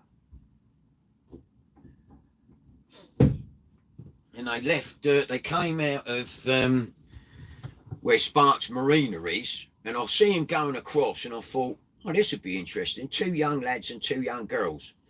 The next thing you hear is, and then the 2 guys got out the rubber duck, and they was walking in, I don't know, just above their knees in water.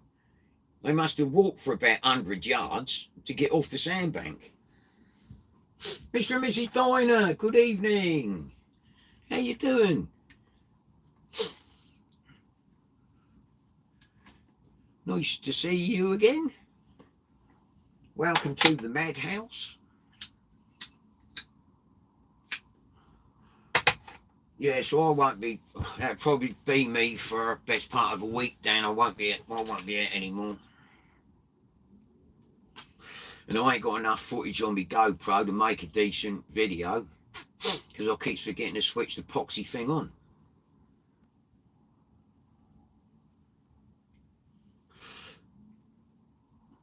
What I could do with someone on the boat just doing the filming.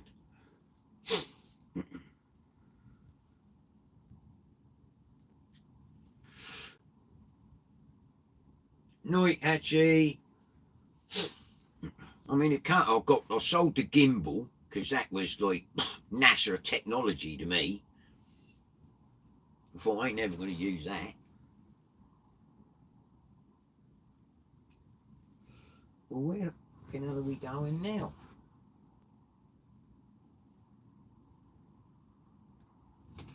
Now we're swinging.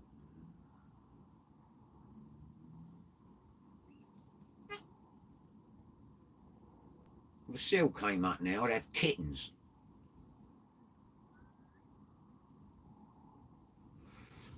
Oh well.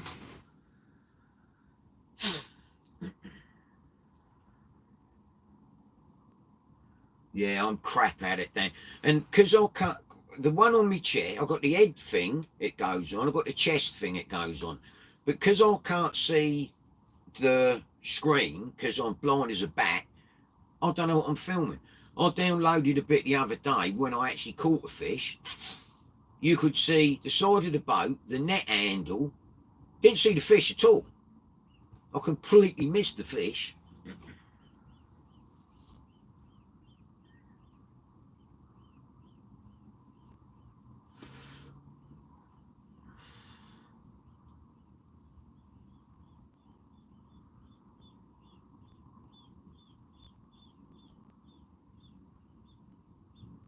Yeah, this thing was, it came with a stand. It came with like a sucker thing you could stick at the windows and shit.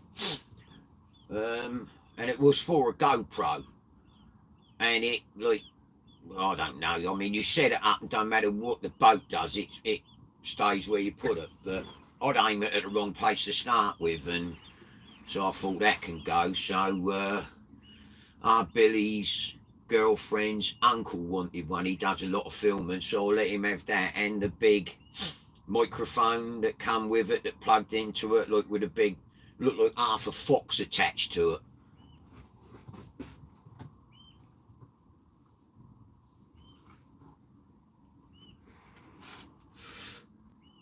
Maybe try and go the GoPro under where the live camera is, so remember to show the same as you do on the live. I haven't.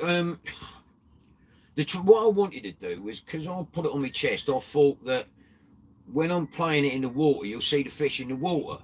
But where my headlight, trying to get my headlight to shine on the fish and get the camera to look at the fish at the same time as trying to reel it in and get a net out, that's too much for my nut to comprehend. I mean, the thing was brand new. The one I had was 139 quid. And the mic, I mean, I never paid that. It came with what I bought with the GoPro. And the microphone and all the attachments was another 60 quid, I think. 70 quid, can't remember. And I sold it all to Billy's girlfriend's uncle for 50 quid. Because I wasn't ever going to use it.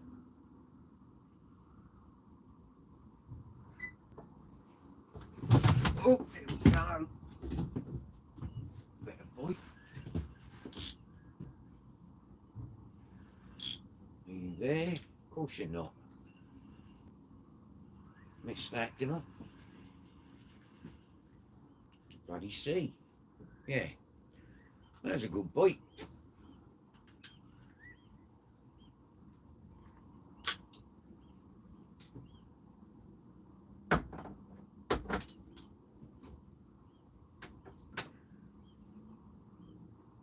That's a pain in the ass, because all me look, where the hell am I?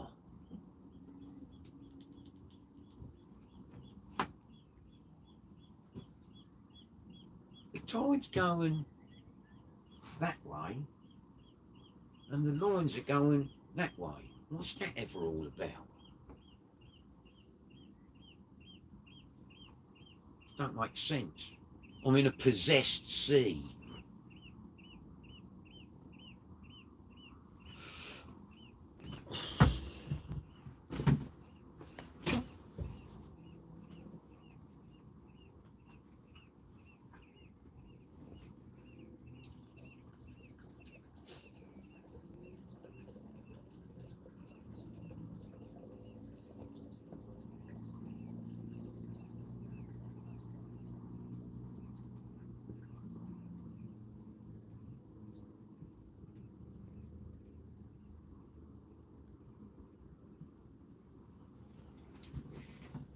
I hope you can hear all them fish jumping around out there. There's heaps of them.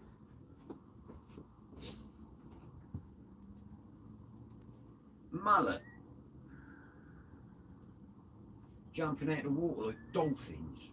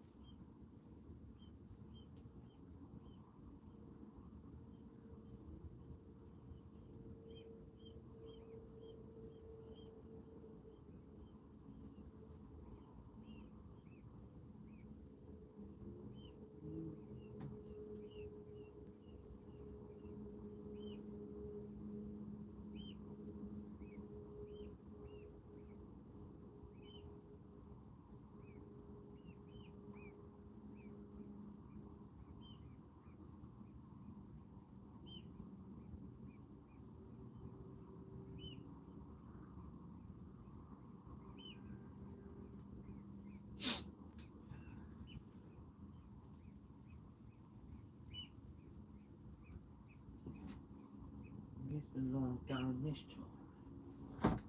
Up top. Look at that.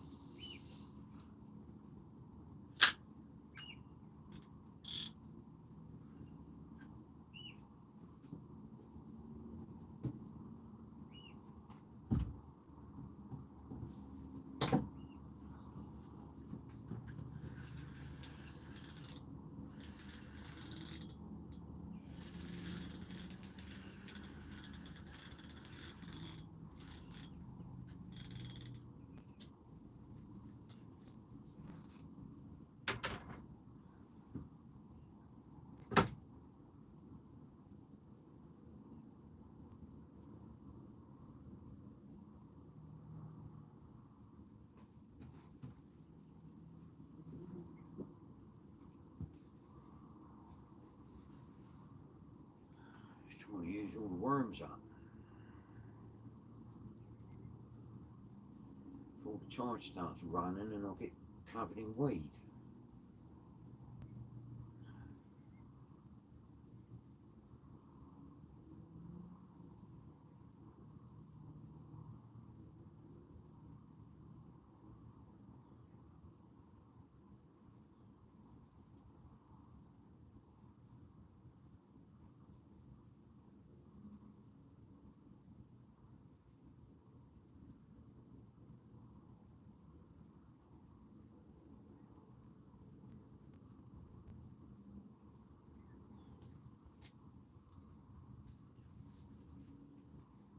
So where's this one going to have to go?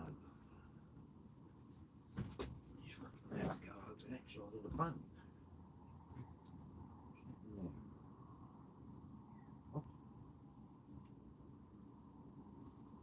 Up on there.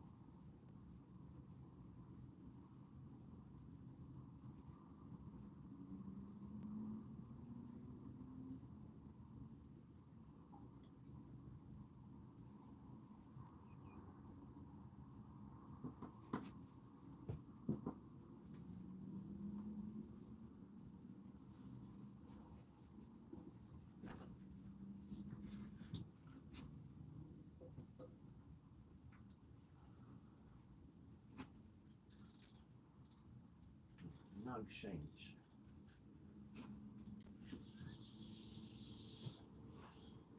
Whatsoever.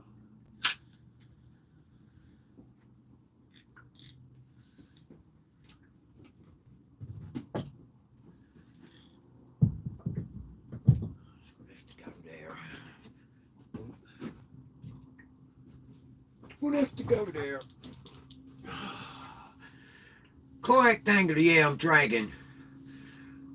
Yeah, I'm tied to a buoy.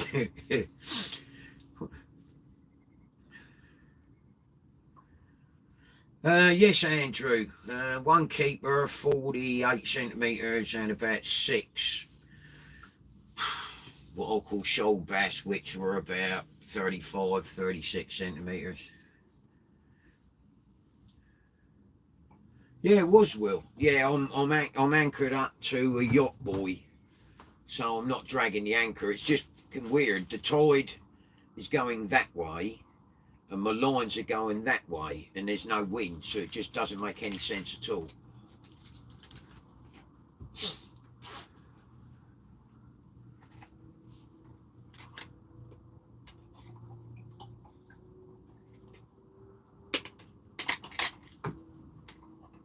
I can't put both rods out that side because the lines are running across me boat.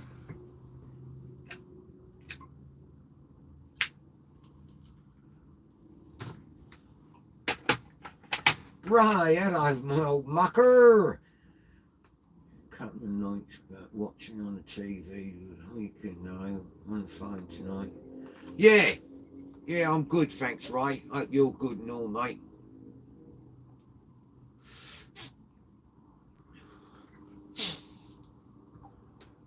I was just saying, it's a weird phenomenon, how, like, nothing's... tides, everything's going in the wrong direction.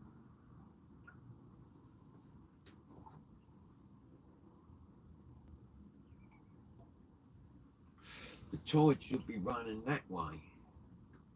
And it's not. The boat's swinging in the tide, but the lines are going down tide. Sorry, up tide, which don't make ape for sense. I just wait for the reels to scream. Oh, I forgot my cup of tea again.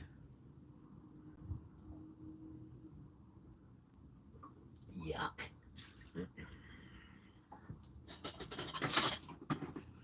Yeah, it's something major. It's completely, the weather is gone wrong. It's spooky.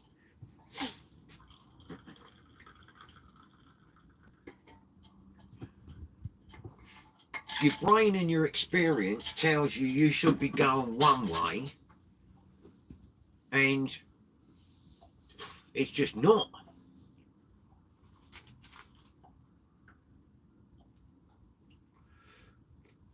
The tide level's rising and there's no tide flow. I mean, how can that happen? You've got 1 billion gallons of water coming down this harbour and it's not moving anything. It's going, well, it's just not going anywhere. It's just like it's filling up with a tap. There's no flow. Yet last night, the tide was running at about 8 knots.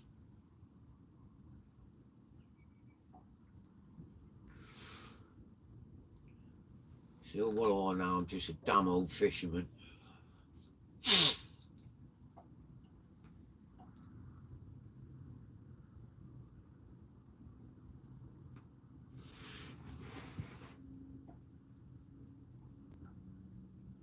Yeah. Martin, the autistic angler, has been doing exactly the same thing, right? He's been decorating to gain brownie points to be allowed to go fishing. Luckily, when we moved into the bungalow, we had a month, me and Sue, and we sort of decorated the whole bungalow. It's only a tiny bungalow, and it took us a month, but that's it. You know what I mean? I don't know what it is, Ray. It's just fucking weird. It don't make sense. There's hardly any wind. And the boat's changed direction 3 times, but the lines are still going up tide. I don't know.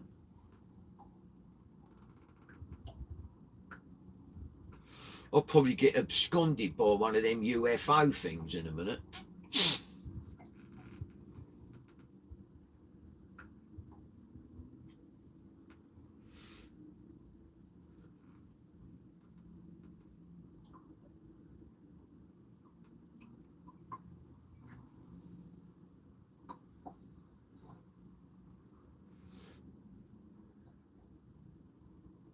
I bet none of them look like models with just 2 little aerials out their heads. Like on Star Trek.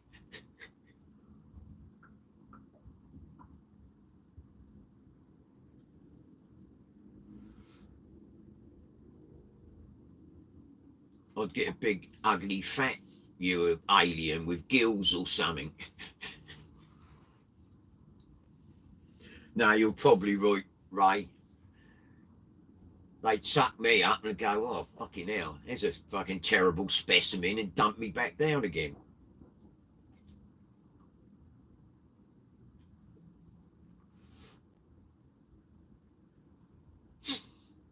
Mind you, I've got that much medication running around inside of me, I probably wouldn't even realise.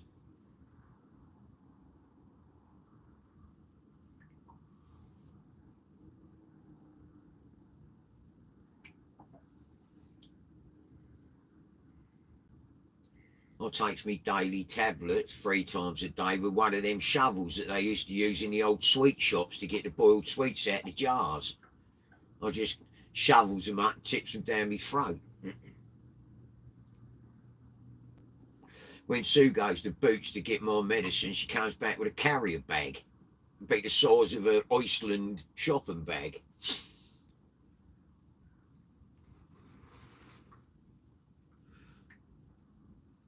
One off ski, yeah, beam me up, Scotty.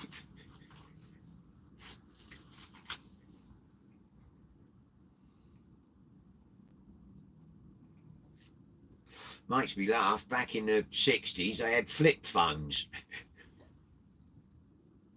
It's Stuart, you got to lift home. Where was you then?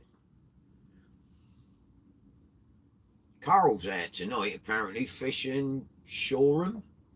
He was going to Chesil, and then because of the weather, they went to Shoreham instead. I think it was Shoreham, he said. Or Selsey. One began with an S, and it was east. I've had no smoothhound, which surprised me. I had a glut of smoothhound here. I mean, only pups and that, not big uns, but there was heaps of it. And the mushies that netted me in the other day, they had big uns, big old smoothhound, which was a shame because they was all dead in the net and they just frozen back in the sea, which is sacrilege. I know they're not worth nothing and there's millions of them, but it's still an amateur, still a fish, isn't it? I don't like them when they just kill them for killing's sake.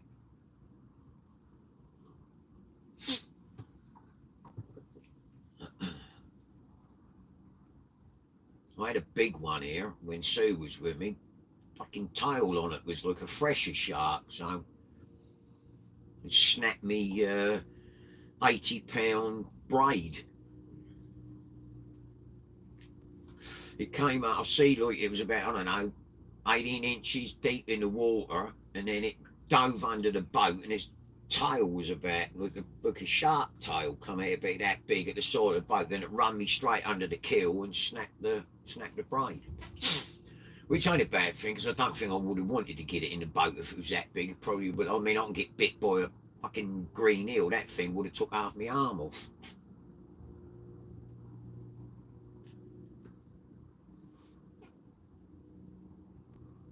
If it's got more muscle and more teeth than I have, I don't want it in my boat.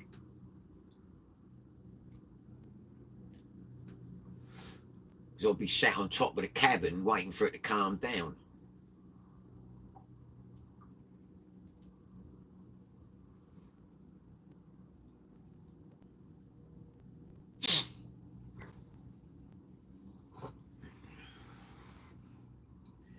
I have not heard from him at all. Even when you got to be a year ago now, isn't it, Ray? Where you said he came on Facebook and we said we'll have to meet. It's got to be, I don't know, before last summer. I ain't seen him on Facebook, and I never ever did get a message back from him or nothing. It's brilliant, Sammy. It's like a sheet of glass. But as I was saying earlier, the tide is completely confusing me because like my lines are going up tide and it don't make no sense.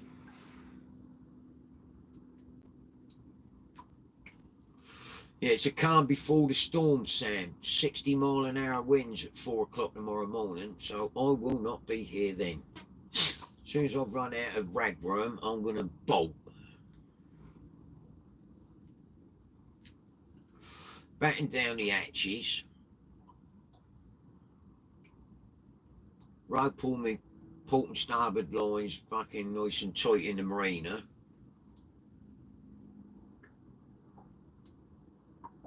Put the bimmy up and go home and run away. I didn't wake up till 11:30 this morning.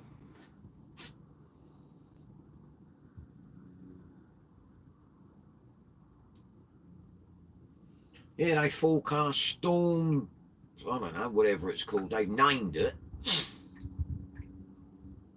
It's coming in tomorrow. 4 o'clock tomorrow morning, throughout the day. Thunderstorms, torrential rain, and 60-mile-an-hour winds.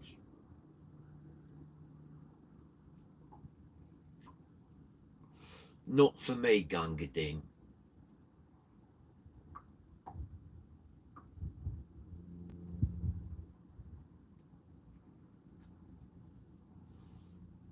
I don't mind it being rough as arseholes during the day.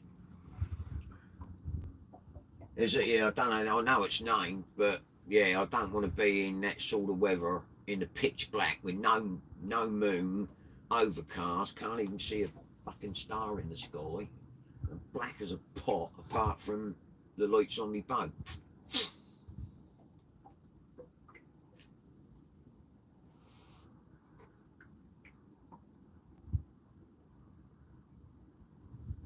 Oh, more painkillers, got neck ache again.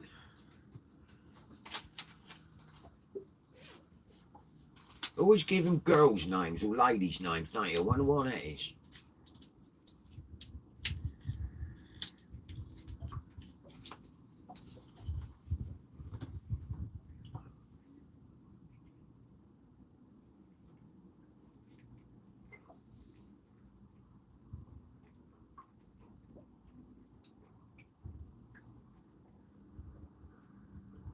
Oh, it's like swallowing horse tablets. It's gone extremely quiet.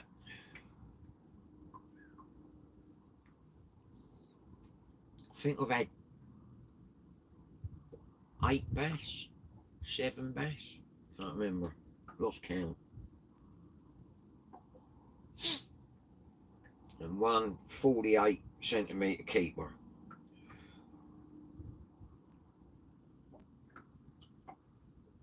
One for dinner.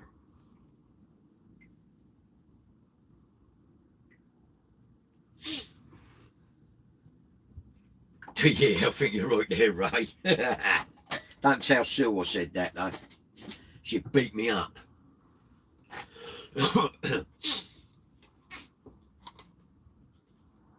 Luckily, my wife is no trouble at all. I found an absolute diamond.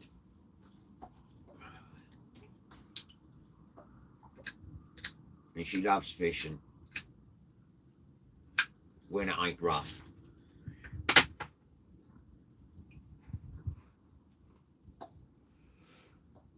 I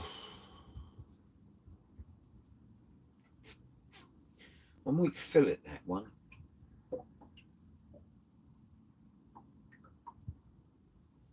And try it, because I haven't never had bass, so I might fillet that one tonight.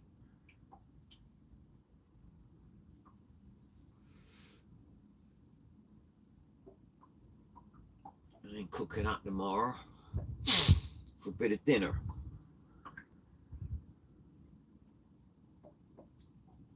I'll either like it or I won't like it, won't I?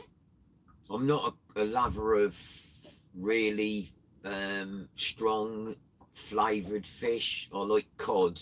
I like the taste of plaice, which has got a taste to it, if you will, but I mainly eat cod, which got no taste to it at all, has it? Creep, yeah. No, I'm being honest, Ray, honestly. I've been married 3 times. I had to get it right once, didn't I? Well, that's not fair. And the thing is, they all get on with each other.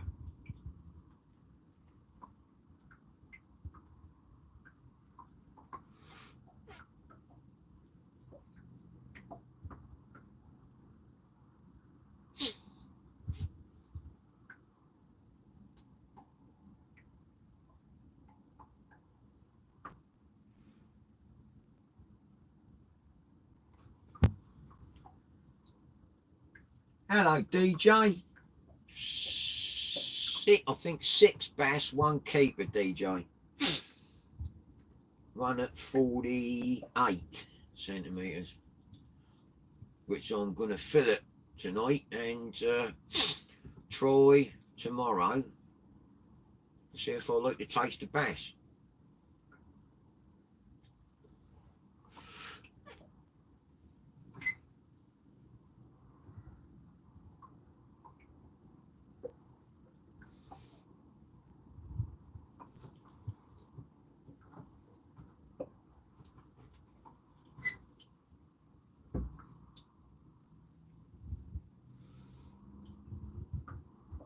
It's gone extremely quiet. And the wind's picking up a little bit because it's chilly around my neck. Because I've got the canopy up so I can see where I'm going. Problem with having the canopy on, I can't, with it off or rolled up, I can stand up at the helm and steer her and look like over the top of the cabin. Whereas if I've got the canopy up, I've got to look through the windows, and it's a bit of a nightmare when it's pitch black.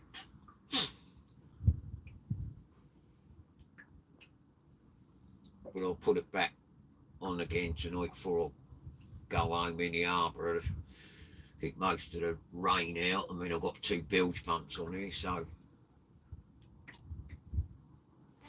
But it's due to absolutely hammer down tomorrow.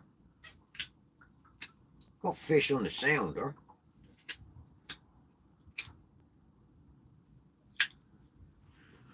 Got heaps of them on the bottom. They've got to be shoal bass. There's fucking hundreds of them.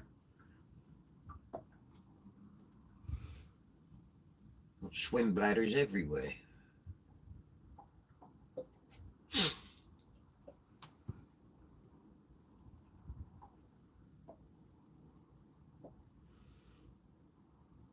So I could check the baits. Ooh. Deck's got rubber matting across this deck, anti-slip matting, and then he ended up on my arse.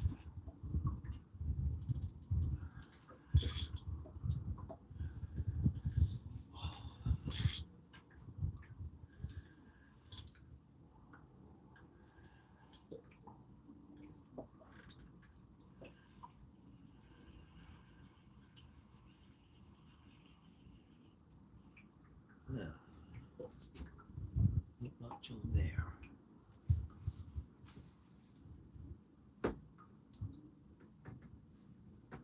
It ain't.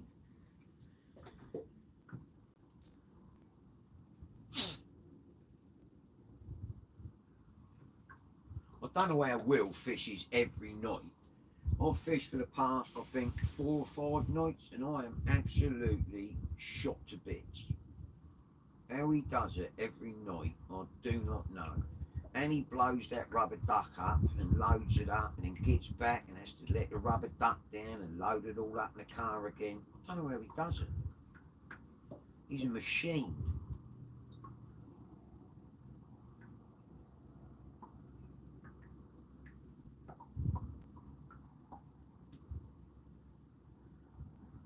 I mean, even when I was fishing commercially, we didn't fish every night.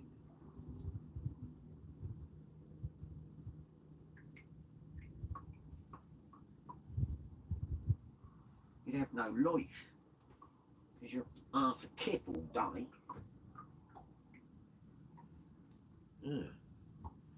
Have items from the seabed.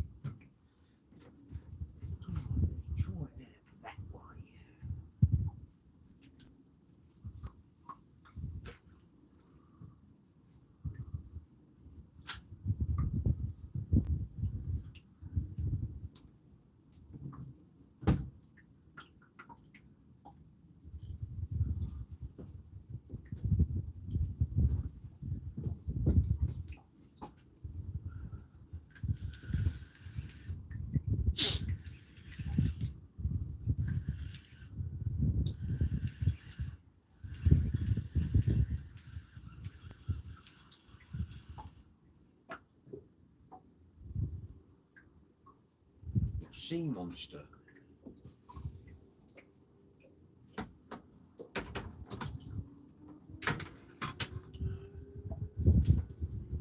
best thing I ever done, making that stainless steel frame up and for the bait table.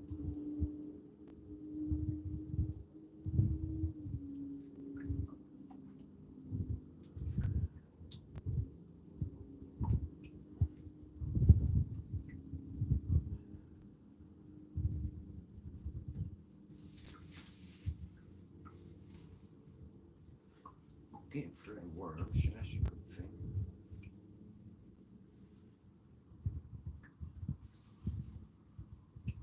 Load up with them.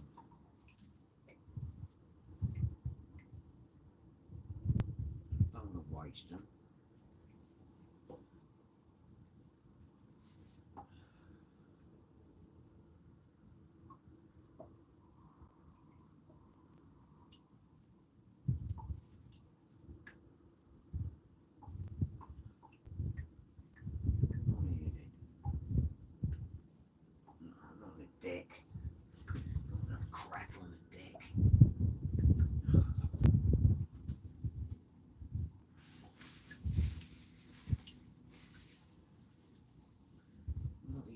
Up and waste them. £14 or £16 a pound, or whatever they are now.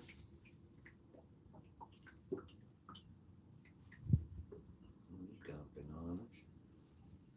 Should attract something.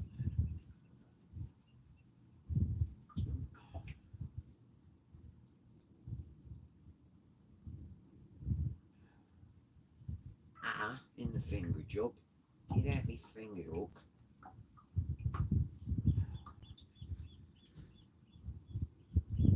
If that lot don't attract something, there ain't nothing here.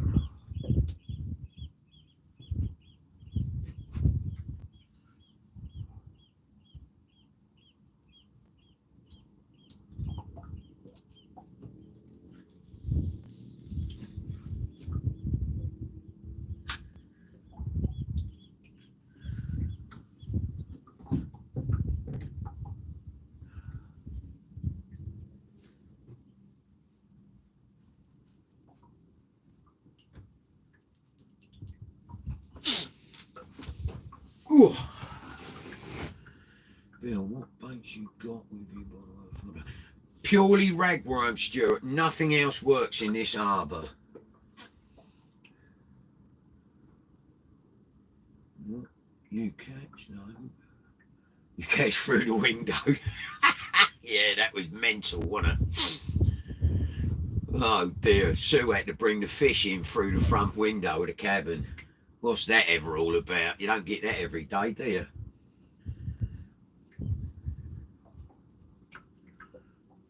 Yeah, just ragworm. It's all that works in this harbour. Squid don't work, fish baits don't work, lugworm don't work. Nothing works apart from ragworm. It's the only bait that is natural to this harbour. So they only feed on what's here. If you put something in that's alien to the harbour, they don't want to know.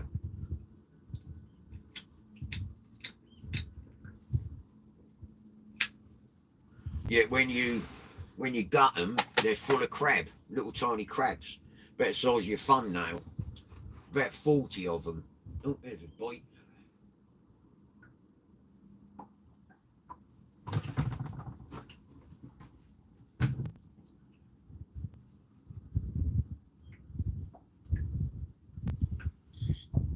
Ain't very big, but it's a fish.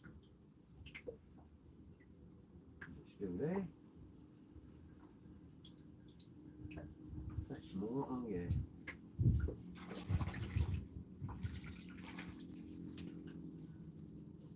Only the worm's bigger than that one. He's a tiddler. Oh, you mess all me lines up, you fool.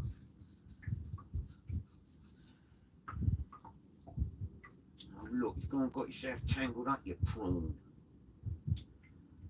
What have you done? What have you done? Oh, you little shit. And then I'll drop him. Right, hang on, I'll put you back. Let me get hold here. Little tiny shoal bass, and there's another one on the way.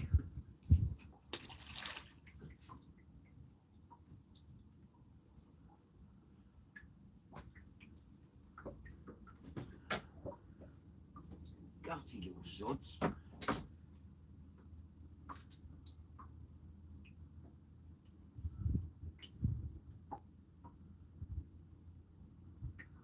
Actually turning the way the tide's running for the first time tonight.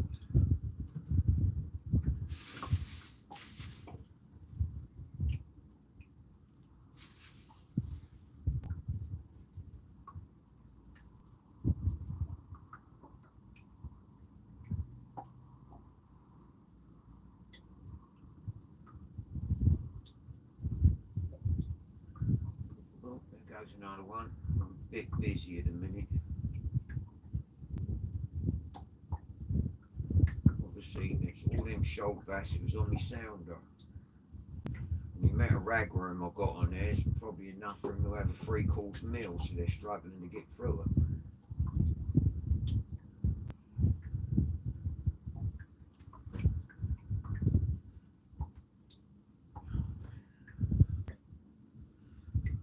They're nicking the ends.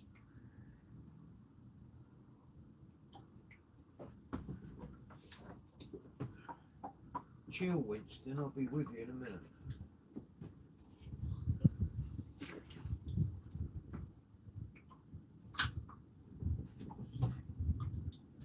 Oh, did he just come off? I left him too long.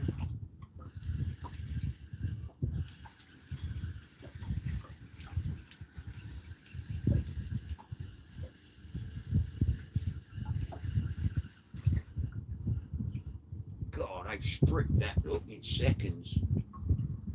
Buggers. There's 2 worms on each hook, they stripped the lot.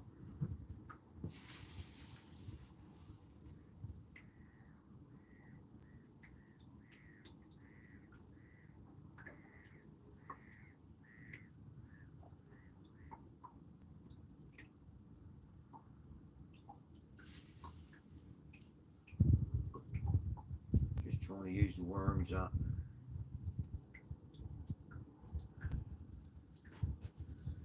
I'm biting the bejesus out of them. Looking for their mum and dad.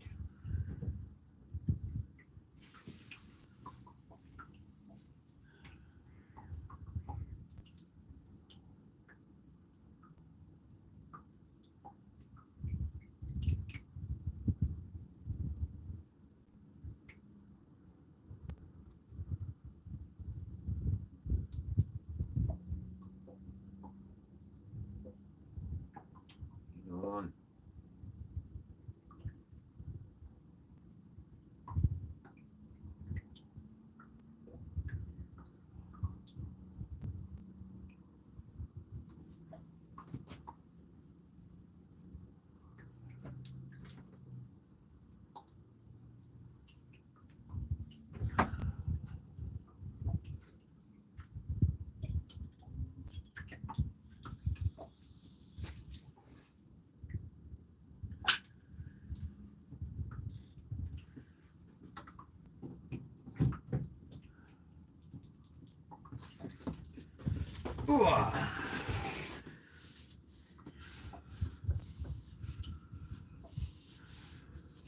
Blimey, 30 in the chat. Thank you, people.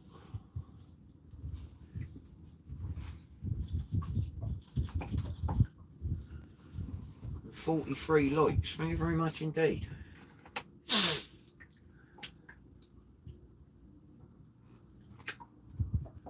You never know, I might make 500 subscribers 40 years out, if I'm lucky.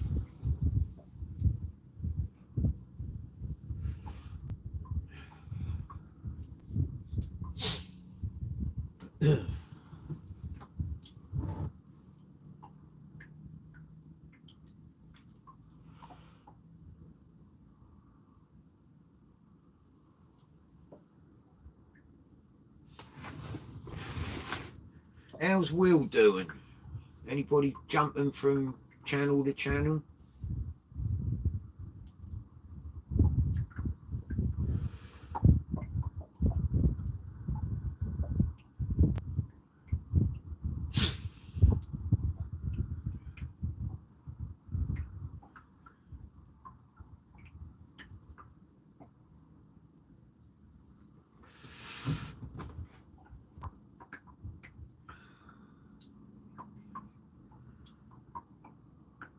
Yeah, no, there's no mackerel up here, DJ.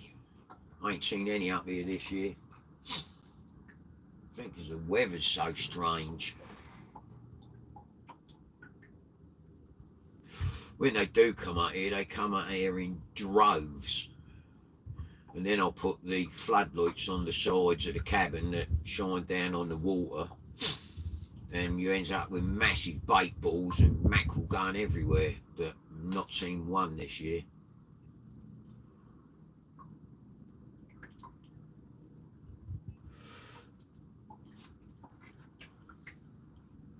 Not that I want them, to be fair, because I don't use them for bait and I don't eat them.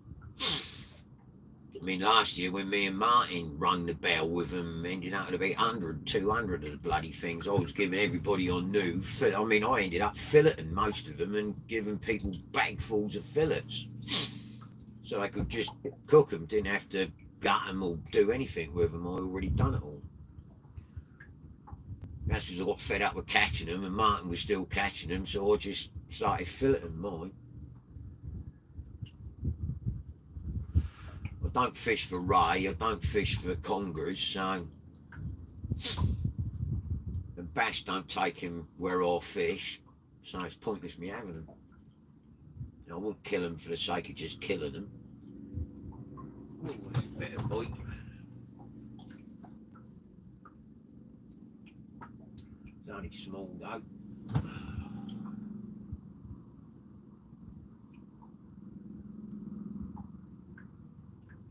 I'm surrounded by shoal bass at the moment, I think. The sounder is showing thousands of them down there.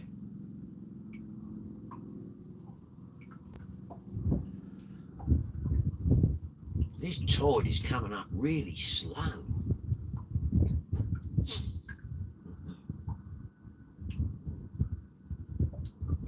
How can it run at 6 knots one night and the next night not even a knot? The planet's going weird.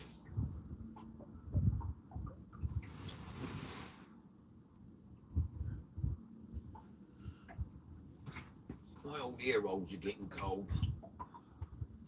And I've got some ear rolls. Not quite to the extent of Juggy is the king, but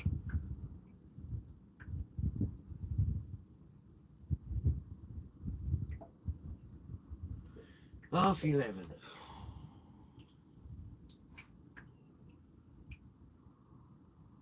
I should think by half 12 I'll be out of ragworm. Not to run away and go home.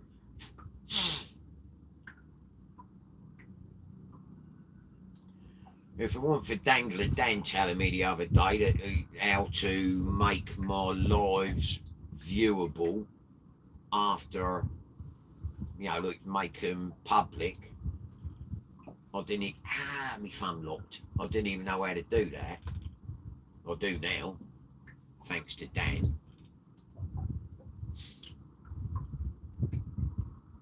Everybody tries to help me. I mean, like, it's such a friendly community on here. On on YouTube fishing channel. I mean, there's I don't get any animosity. I mean, Will gets heaps of problems. I don't know why. But everyone has always been friendly and supportive with me. I think they feel sorry for me.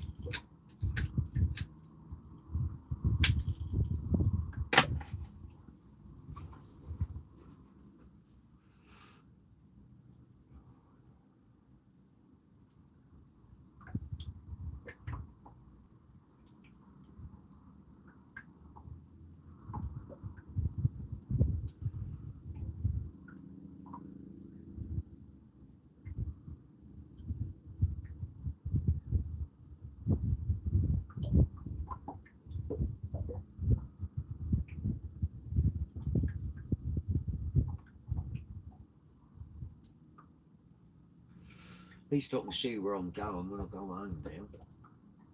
I couldn't see nothing an hour ago. Couldn't even see the lights on the land.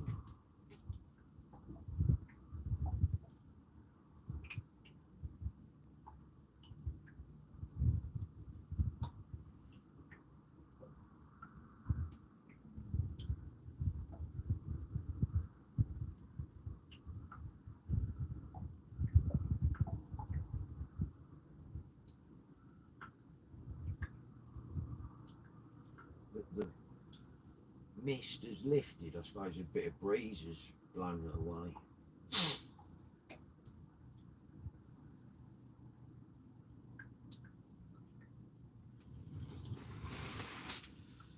Anybody watching Will been over there and know how he's doing? Yes, no, maybe, possibly. Don't care.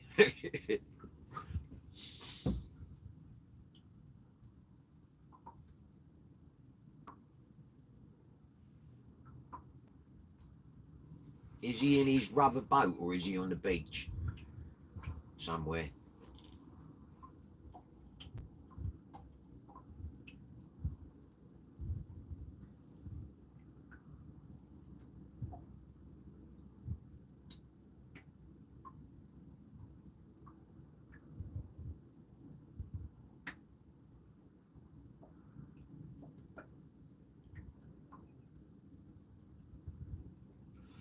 I'll pack all my rods up and take him home tonight, out and about. Don't think he's live, Bill. Oh, is he not?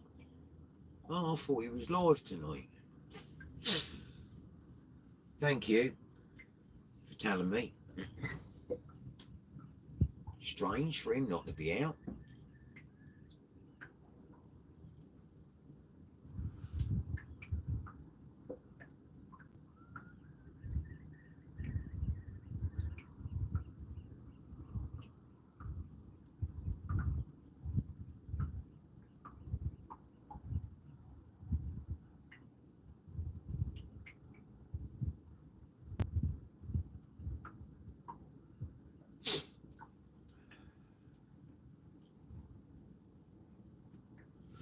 I think I've got a chocolate bar, I think. Yes! A chocolate biscuit.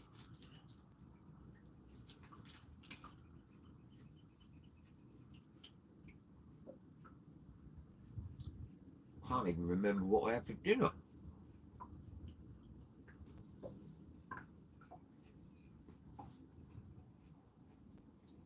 This old age sucks.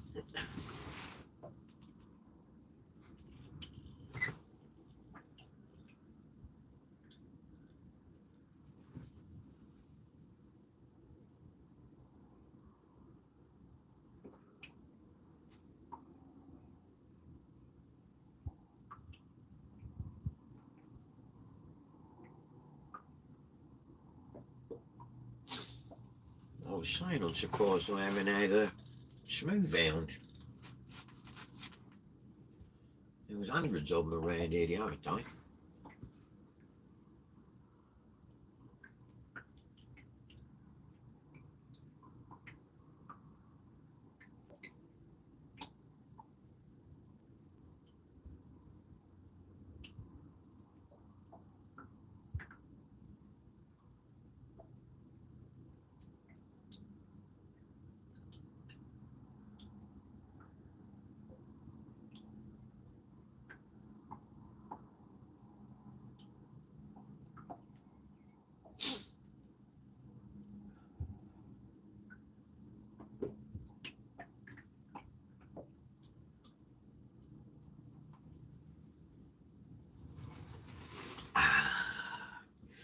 Well, I think I'm going to fillet me fish because it's quiet.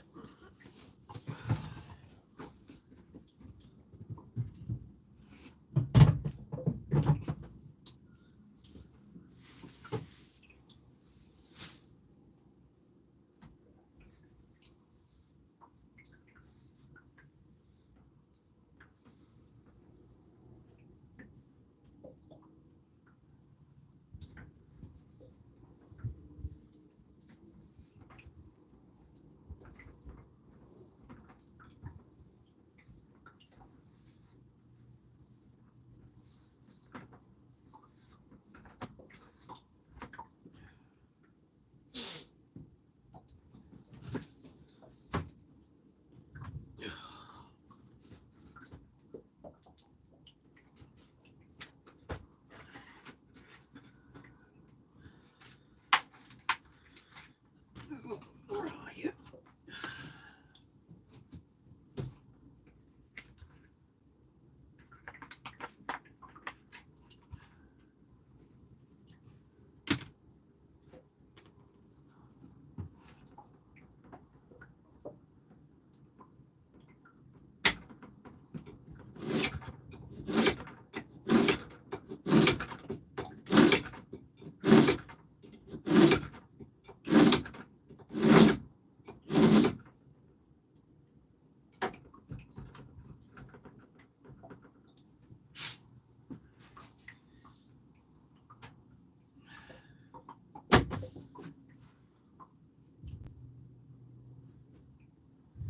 Suppose I could put my gloves on and then I can wash my gloves when I get home and then my hands won't stick. No, never stink on they. They already stink. So I'm only washing.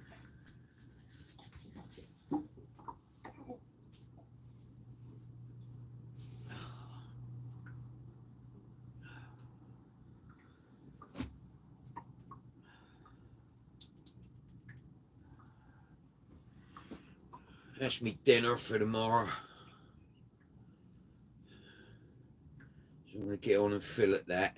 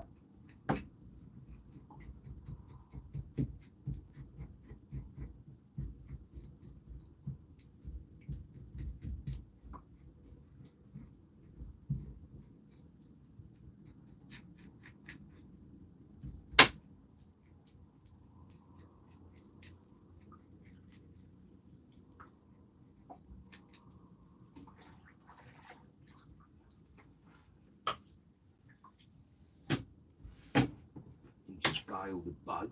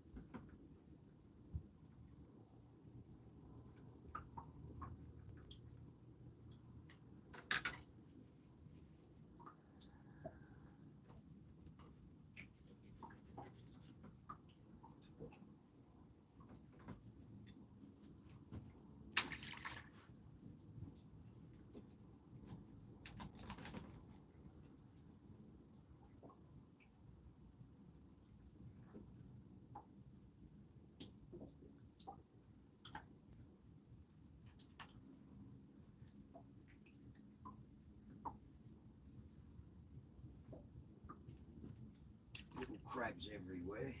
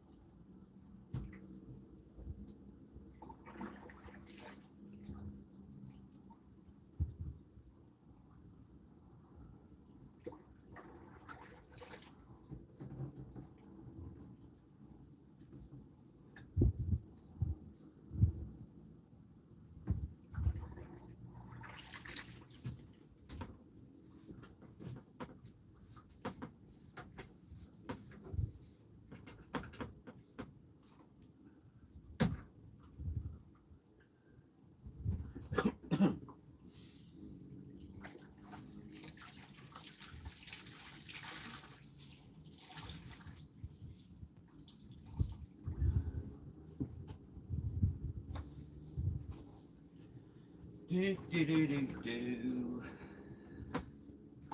Dee, dee, dee, dee, dee.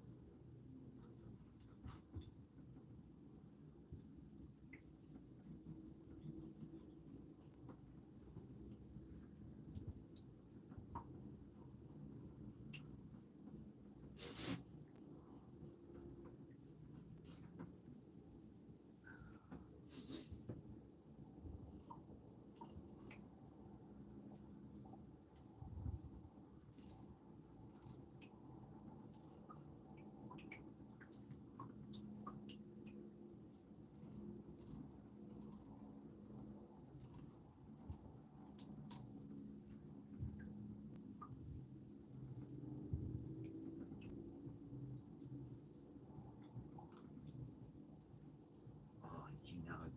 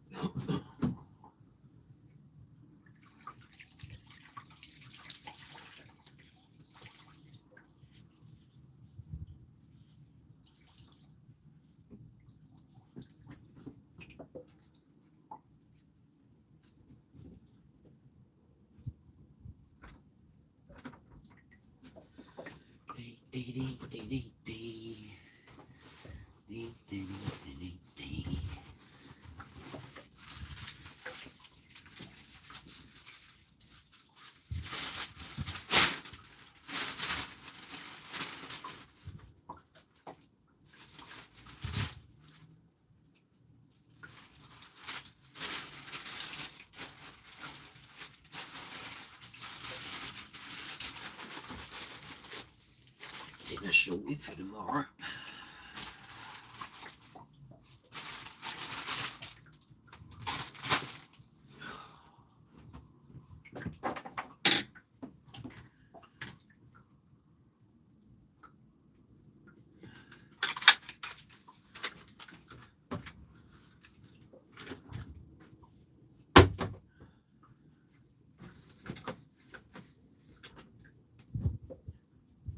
Well, go and make it, Dave.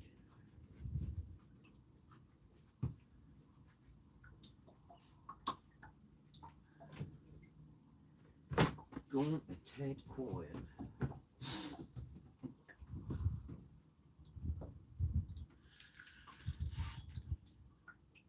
Fucking hell's that?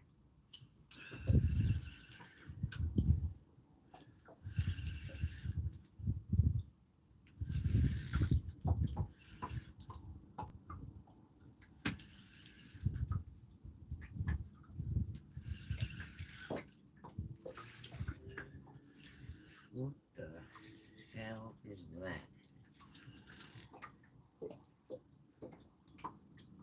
I've got Bob Marley's wig.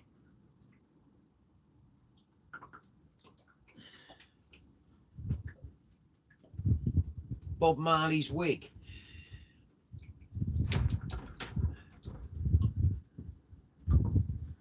Caught a sea monster.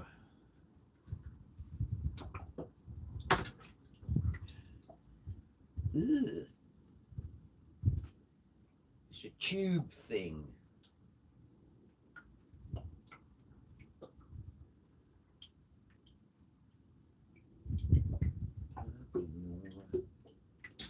Here's me up back.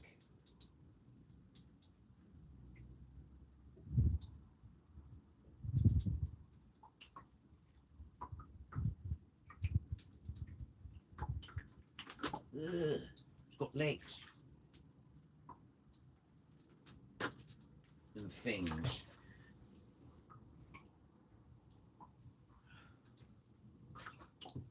Caught an alien.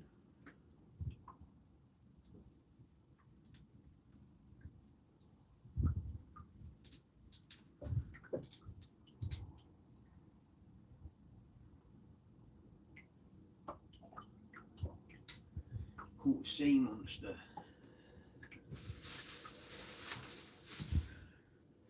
Right, see if I can use these worms up.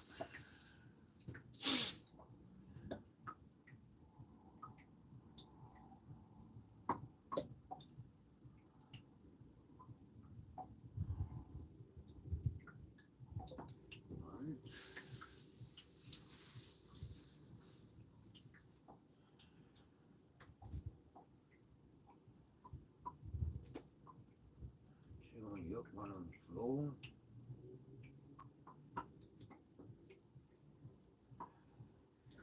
Where'd you go? You.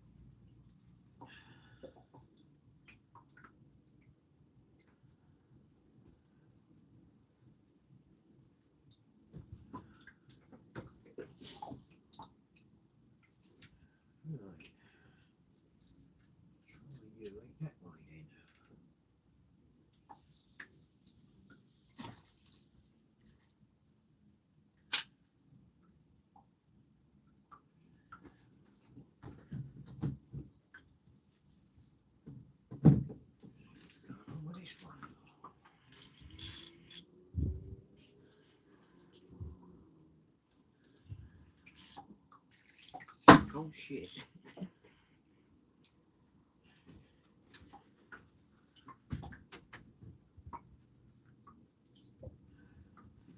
I'm getting weed.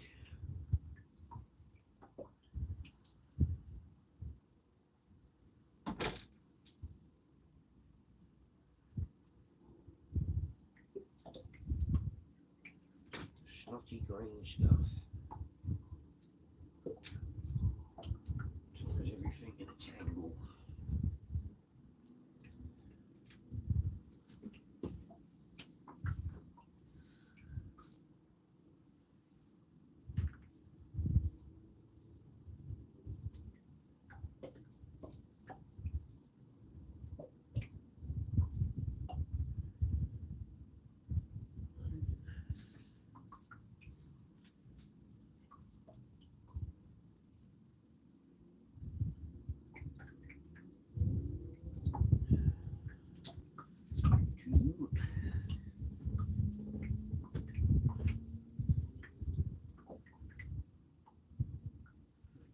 Nothing takes this lot. They all must have gone to bed. I'm using up what I've got left. Put them all on.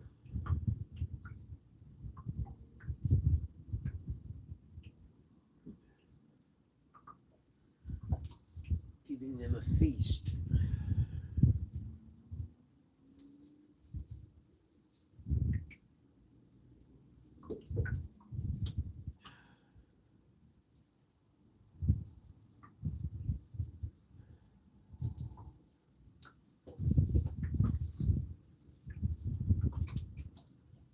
Anyway, room for your mate.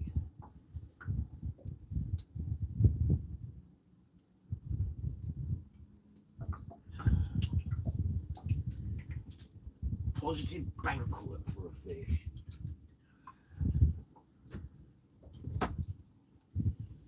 If there's anything out there.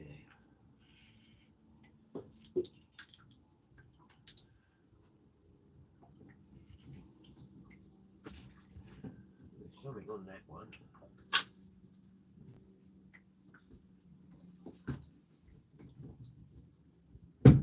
Midgets are biting on this one.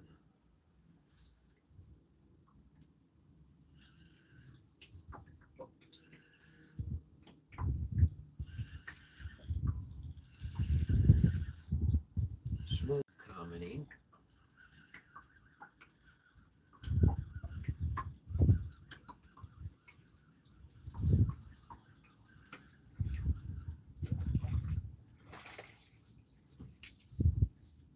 God, he's smaller than the worm I just put out.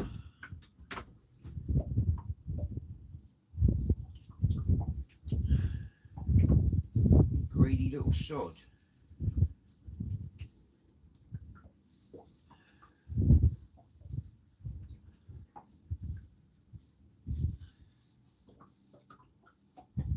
Greedy little shoal bass.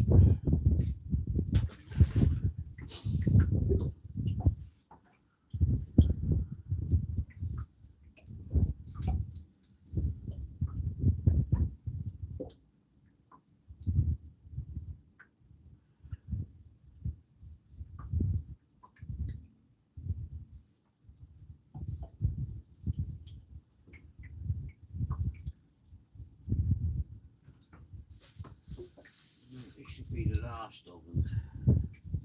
The last of the worms.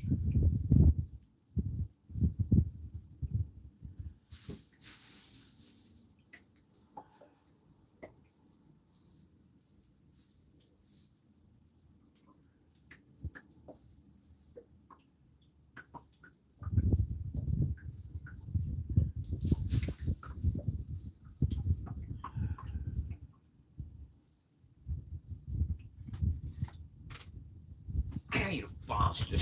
You bit me.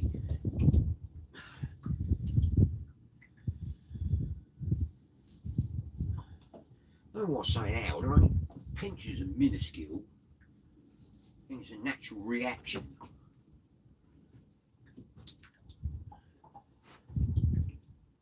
Tangled.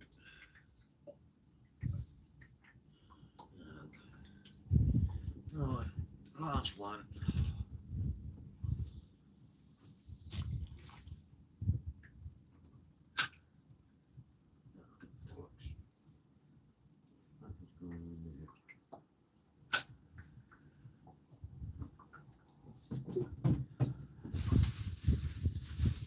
Right. Some bait gone.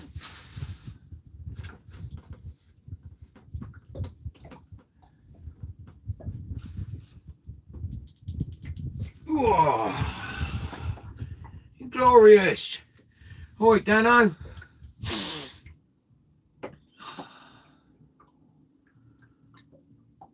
Oh, brilliant. Thanks, Major Stone. 360. I'm getting towards the 500, aren't I?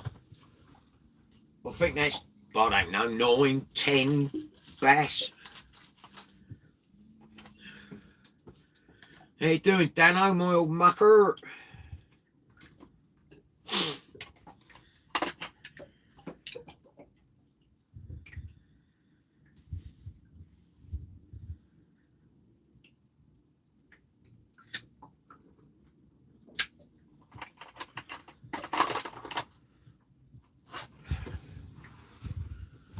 Oh, that's the last of me bait. Nearly 12:15. So by the time I gets in, tidies the boat up, gets all the gear loaded in the car and gets home, I'll probably be 1:30, 1:45.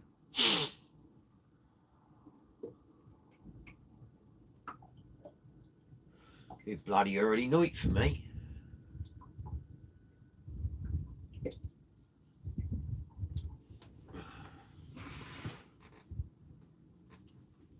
Nine bass, Dano, 148cm keeper, which I've filleted, so I'm going to try bass tomorrow. I've never had it before.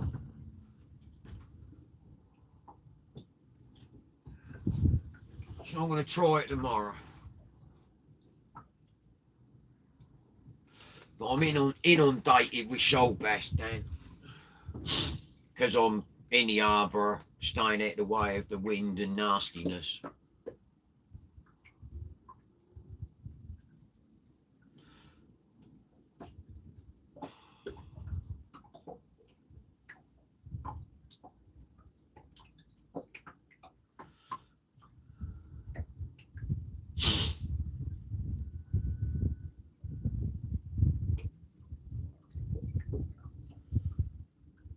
Oh, swinging around now, the tide's finally woken up.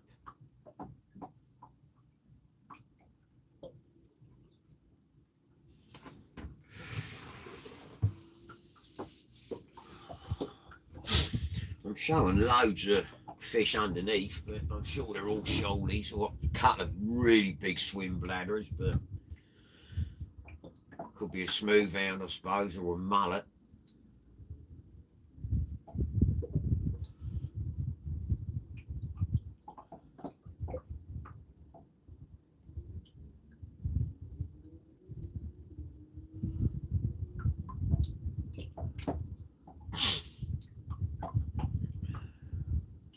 I just wish we had fish here like you got, Dano, turbot and that.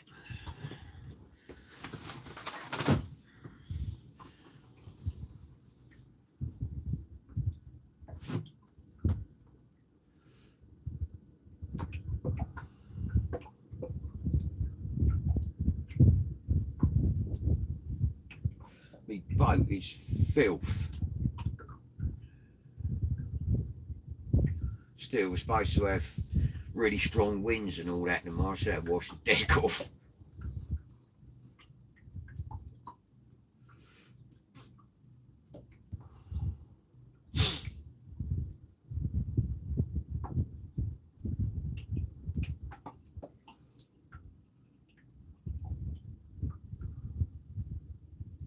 It's gone a bit quiet, Dano.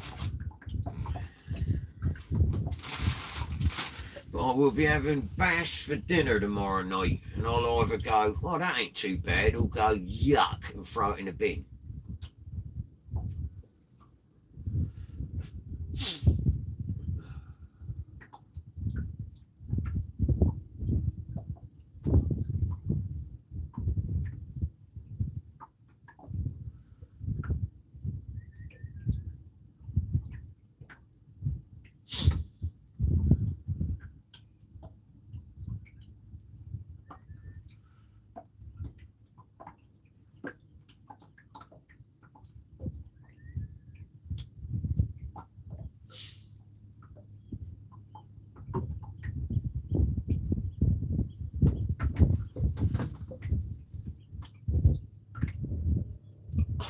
thought there's a boat coming in. It looks like a bloody microlight. No, it's a helicopter. I thought, blimey, that starboard light's fucking up in high in the sky. It's probably coming over to see like who the idiot is out fishing.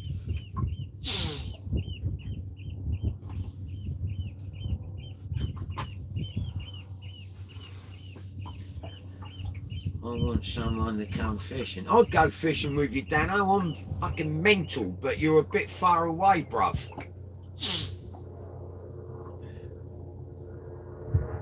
You know me, I don't give a shit. As long as the boat can take it, I can take it.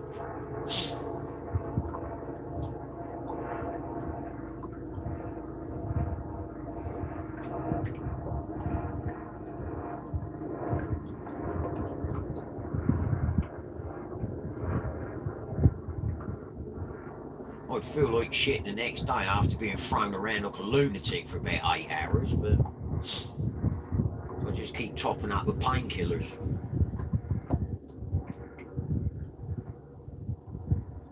I suppose I don't want to go, Dan, because the storm that's coming in.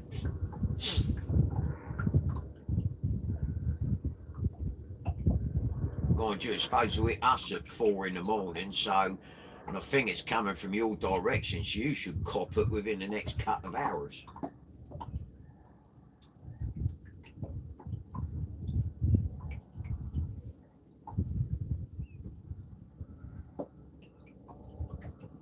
I've got about 300 weight of worm on each hook, and I think they've all run away now and gone to bed.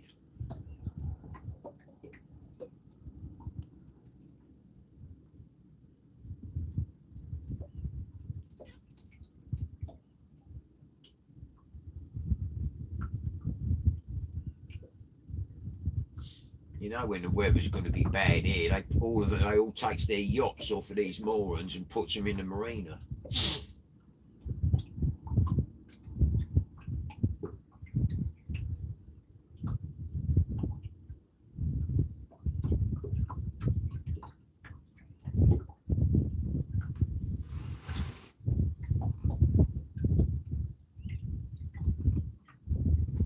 Wind's picking up, a bit chilly and all.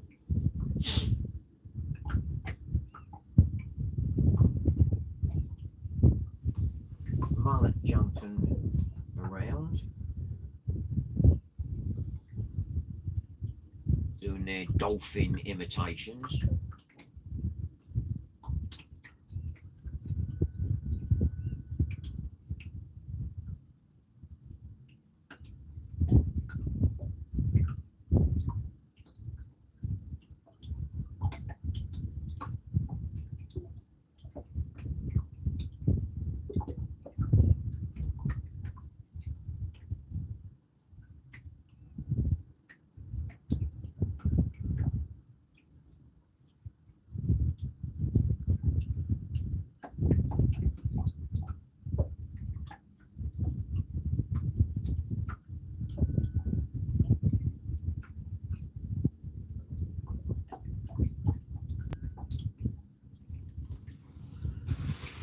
Oh, 28 still in the chat, blimey.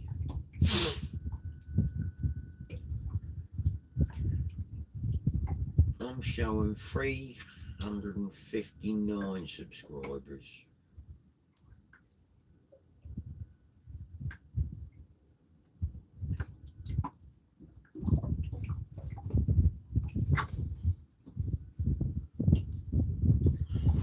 Had the last of me tea. There's got to be mullet underneath me. There's hundreds of them.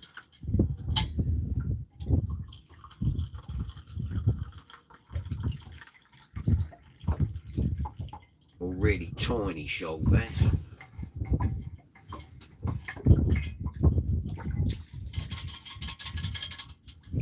Give the fish a cup of tea.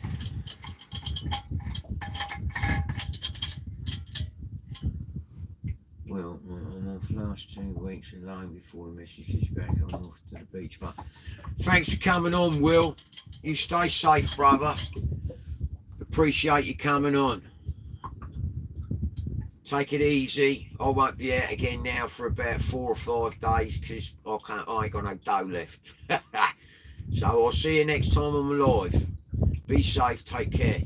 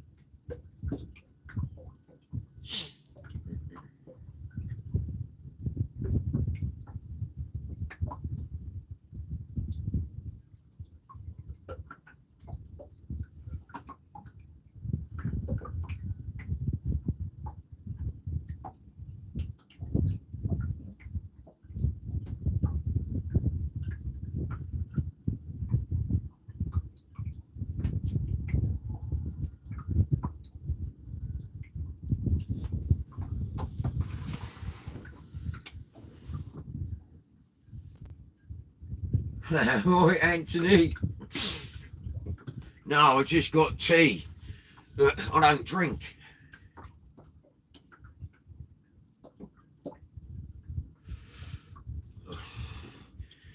I'm still waiting for Sue to come home to make decent tea. My tea's rubbish. Go on, Dan. Go and have a crack, mate.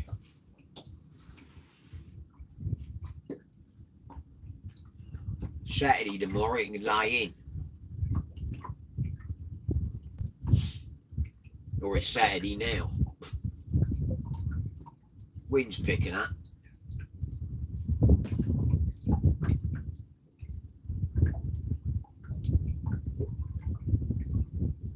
Just come out of nowhere.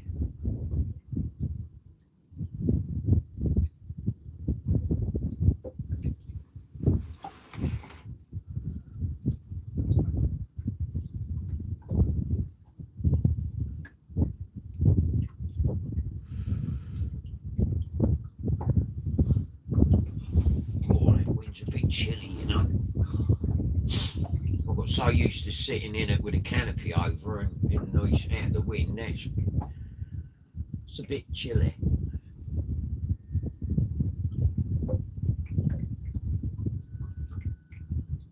Bloody August and the wind's cold and the weather's horrible and I mean bloody global warming. We ain't got no global warming here.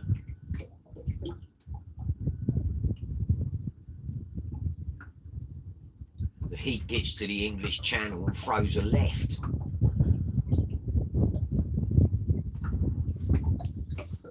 Bypasses us.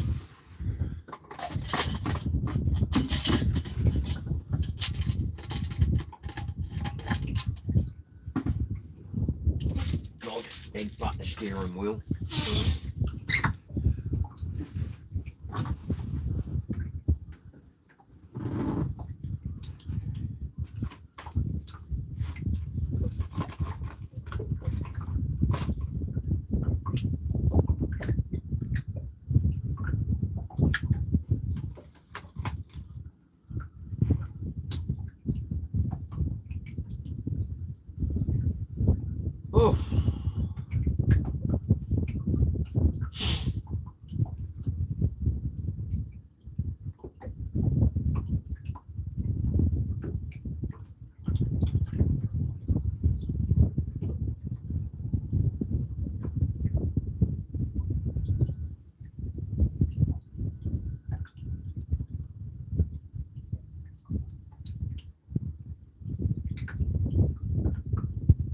the fish have gone to bed.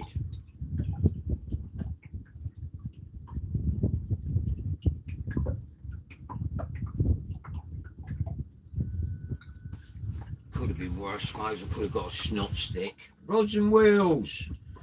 Good evening. Good evening and welcome. No such thing as low water in a boat. Thank you, Major Stone. God bless you, sir. Yeah, I'll catch you on the next one. I'm only going to be about another 10-15 minutes and I'm going to jog on.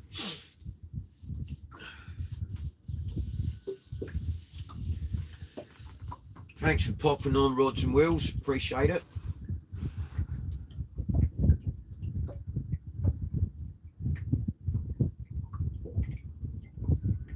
think I'm safely put the net away now. Yeah, it's dried out.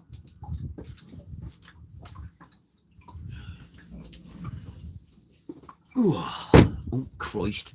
Put the net through fucking front window. More flies in this cabin than around cow shit. All attracted to the lights. Millions of them. I ain't had no snot sticks tonight. Only bass. I'm on the last of the ragworm and it's the last 2 casts, so don't curse me.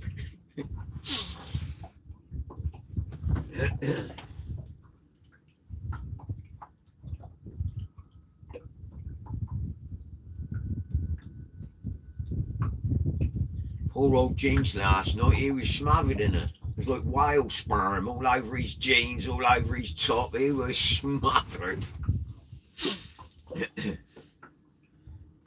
My heroes are freezing in this wind.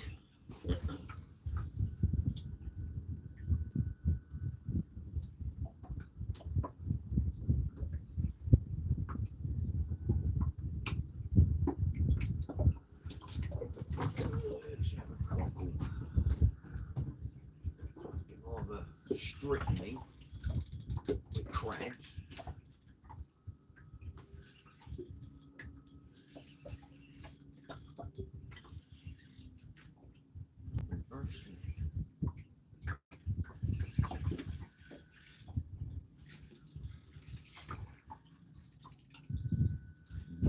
Weed. On the weed, time to go, run out of bait.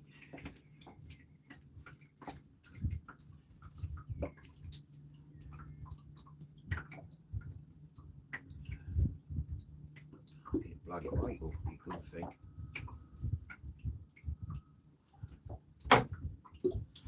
That's off of that.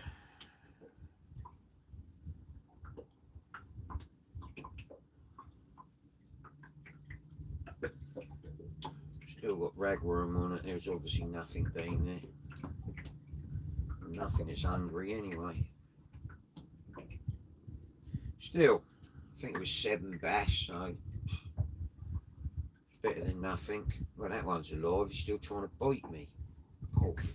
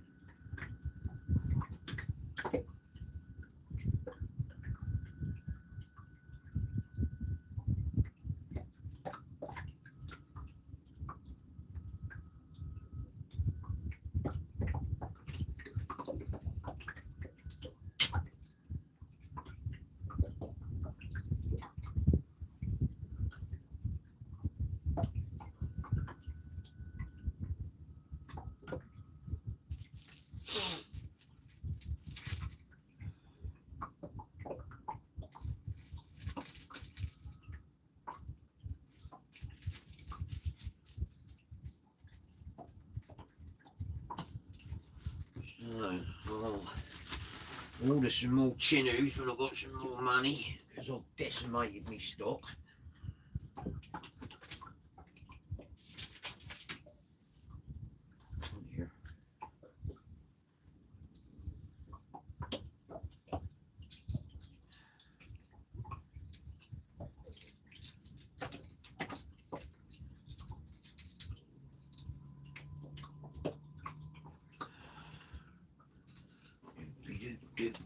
Do.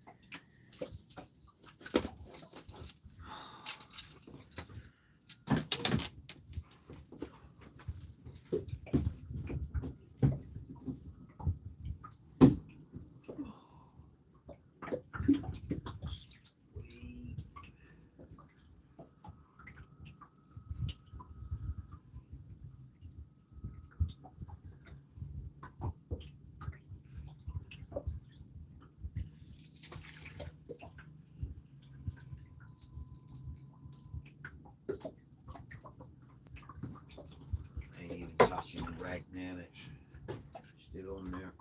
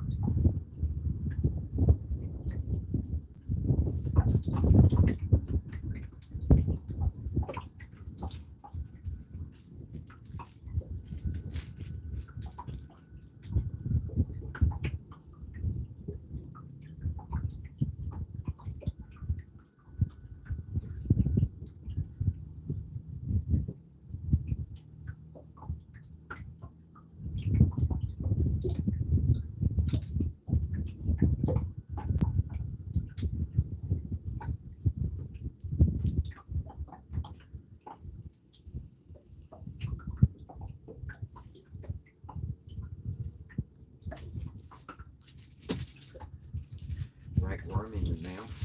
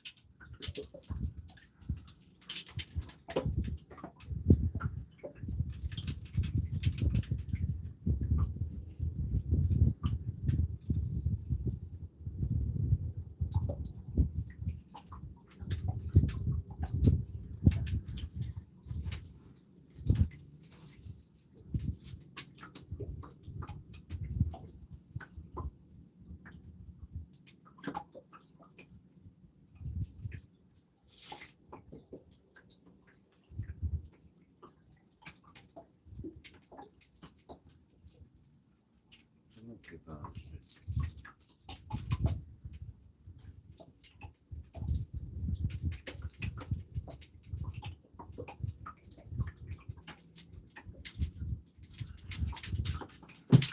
Right, that's me done, guys. Thank you to everyone that's come on. Really appreciate it. Thanks, Stephen. Hello, darling, still out.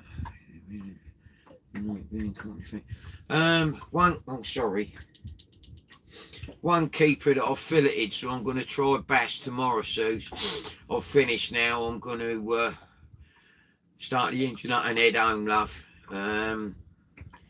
I won't be out for, I would say, best part of a week now, guys, because you know, I've given it my best shot, and I can't afford to go eat no more at the minute. So I'll catch you all later, and stay safe, and I'll see you on the next live. I'll put a post up on YouTube and that, and on local marks when I do go out again. But thank you very much indeed. Thanks, Mr. and Mrs. Donna. Appreciate it. Appreciate everyone that's come on and the likes and that and helping the channel out. So thank you very much. But for me, it's good night and God bless.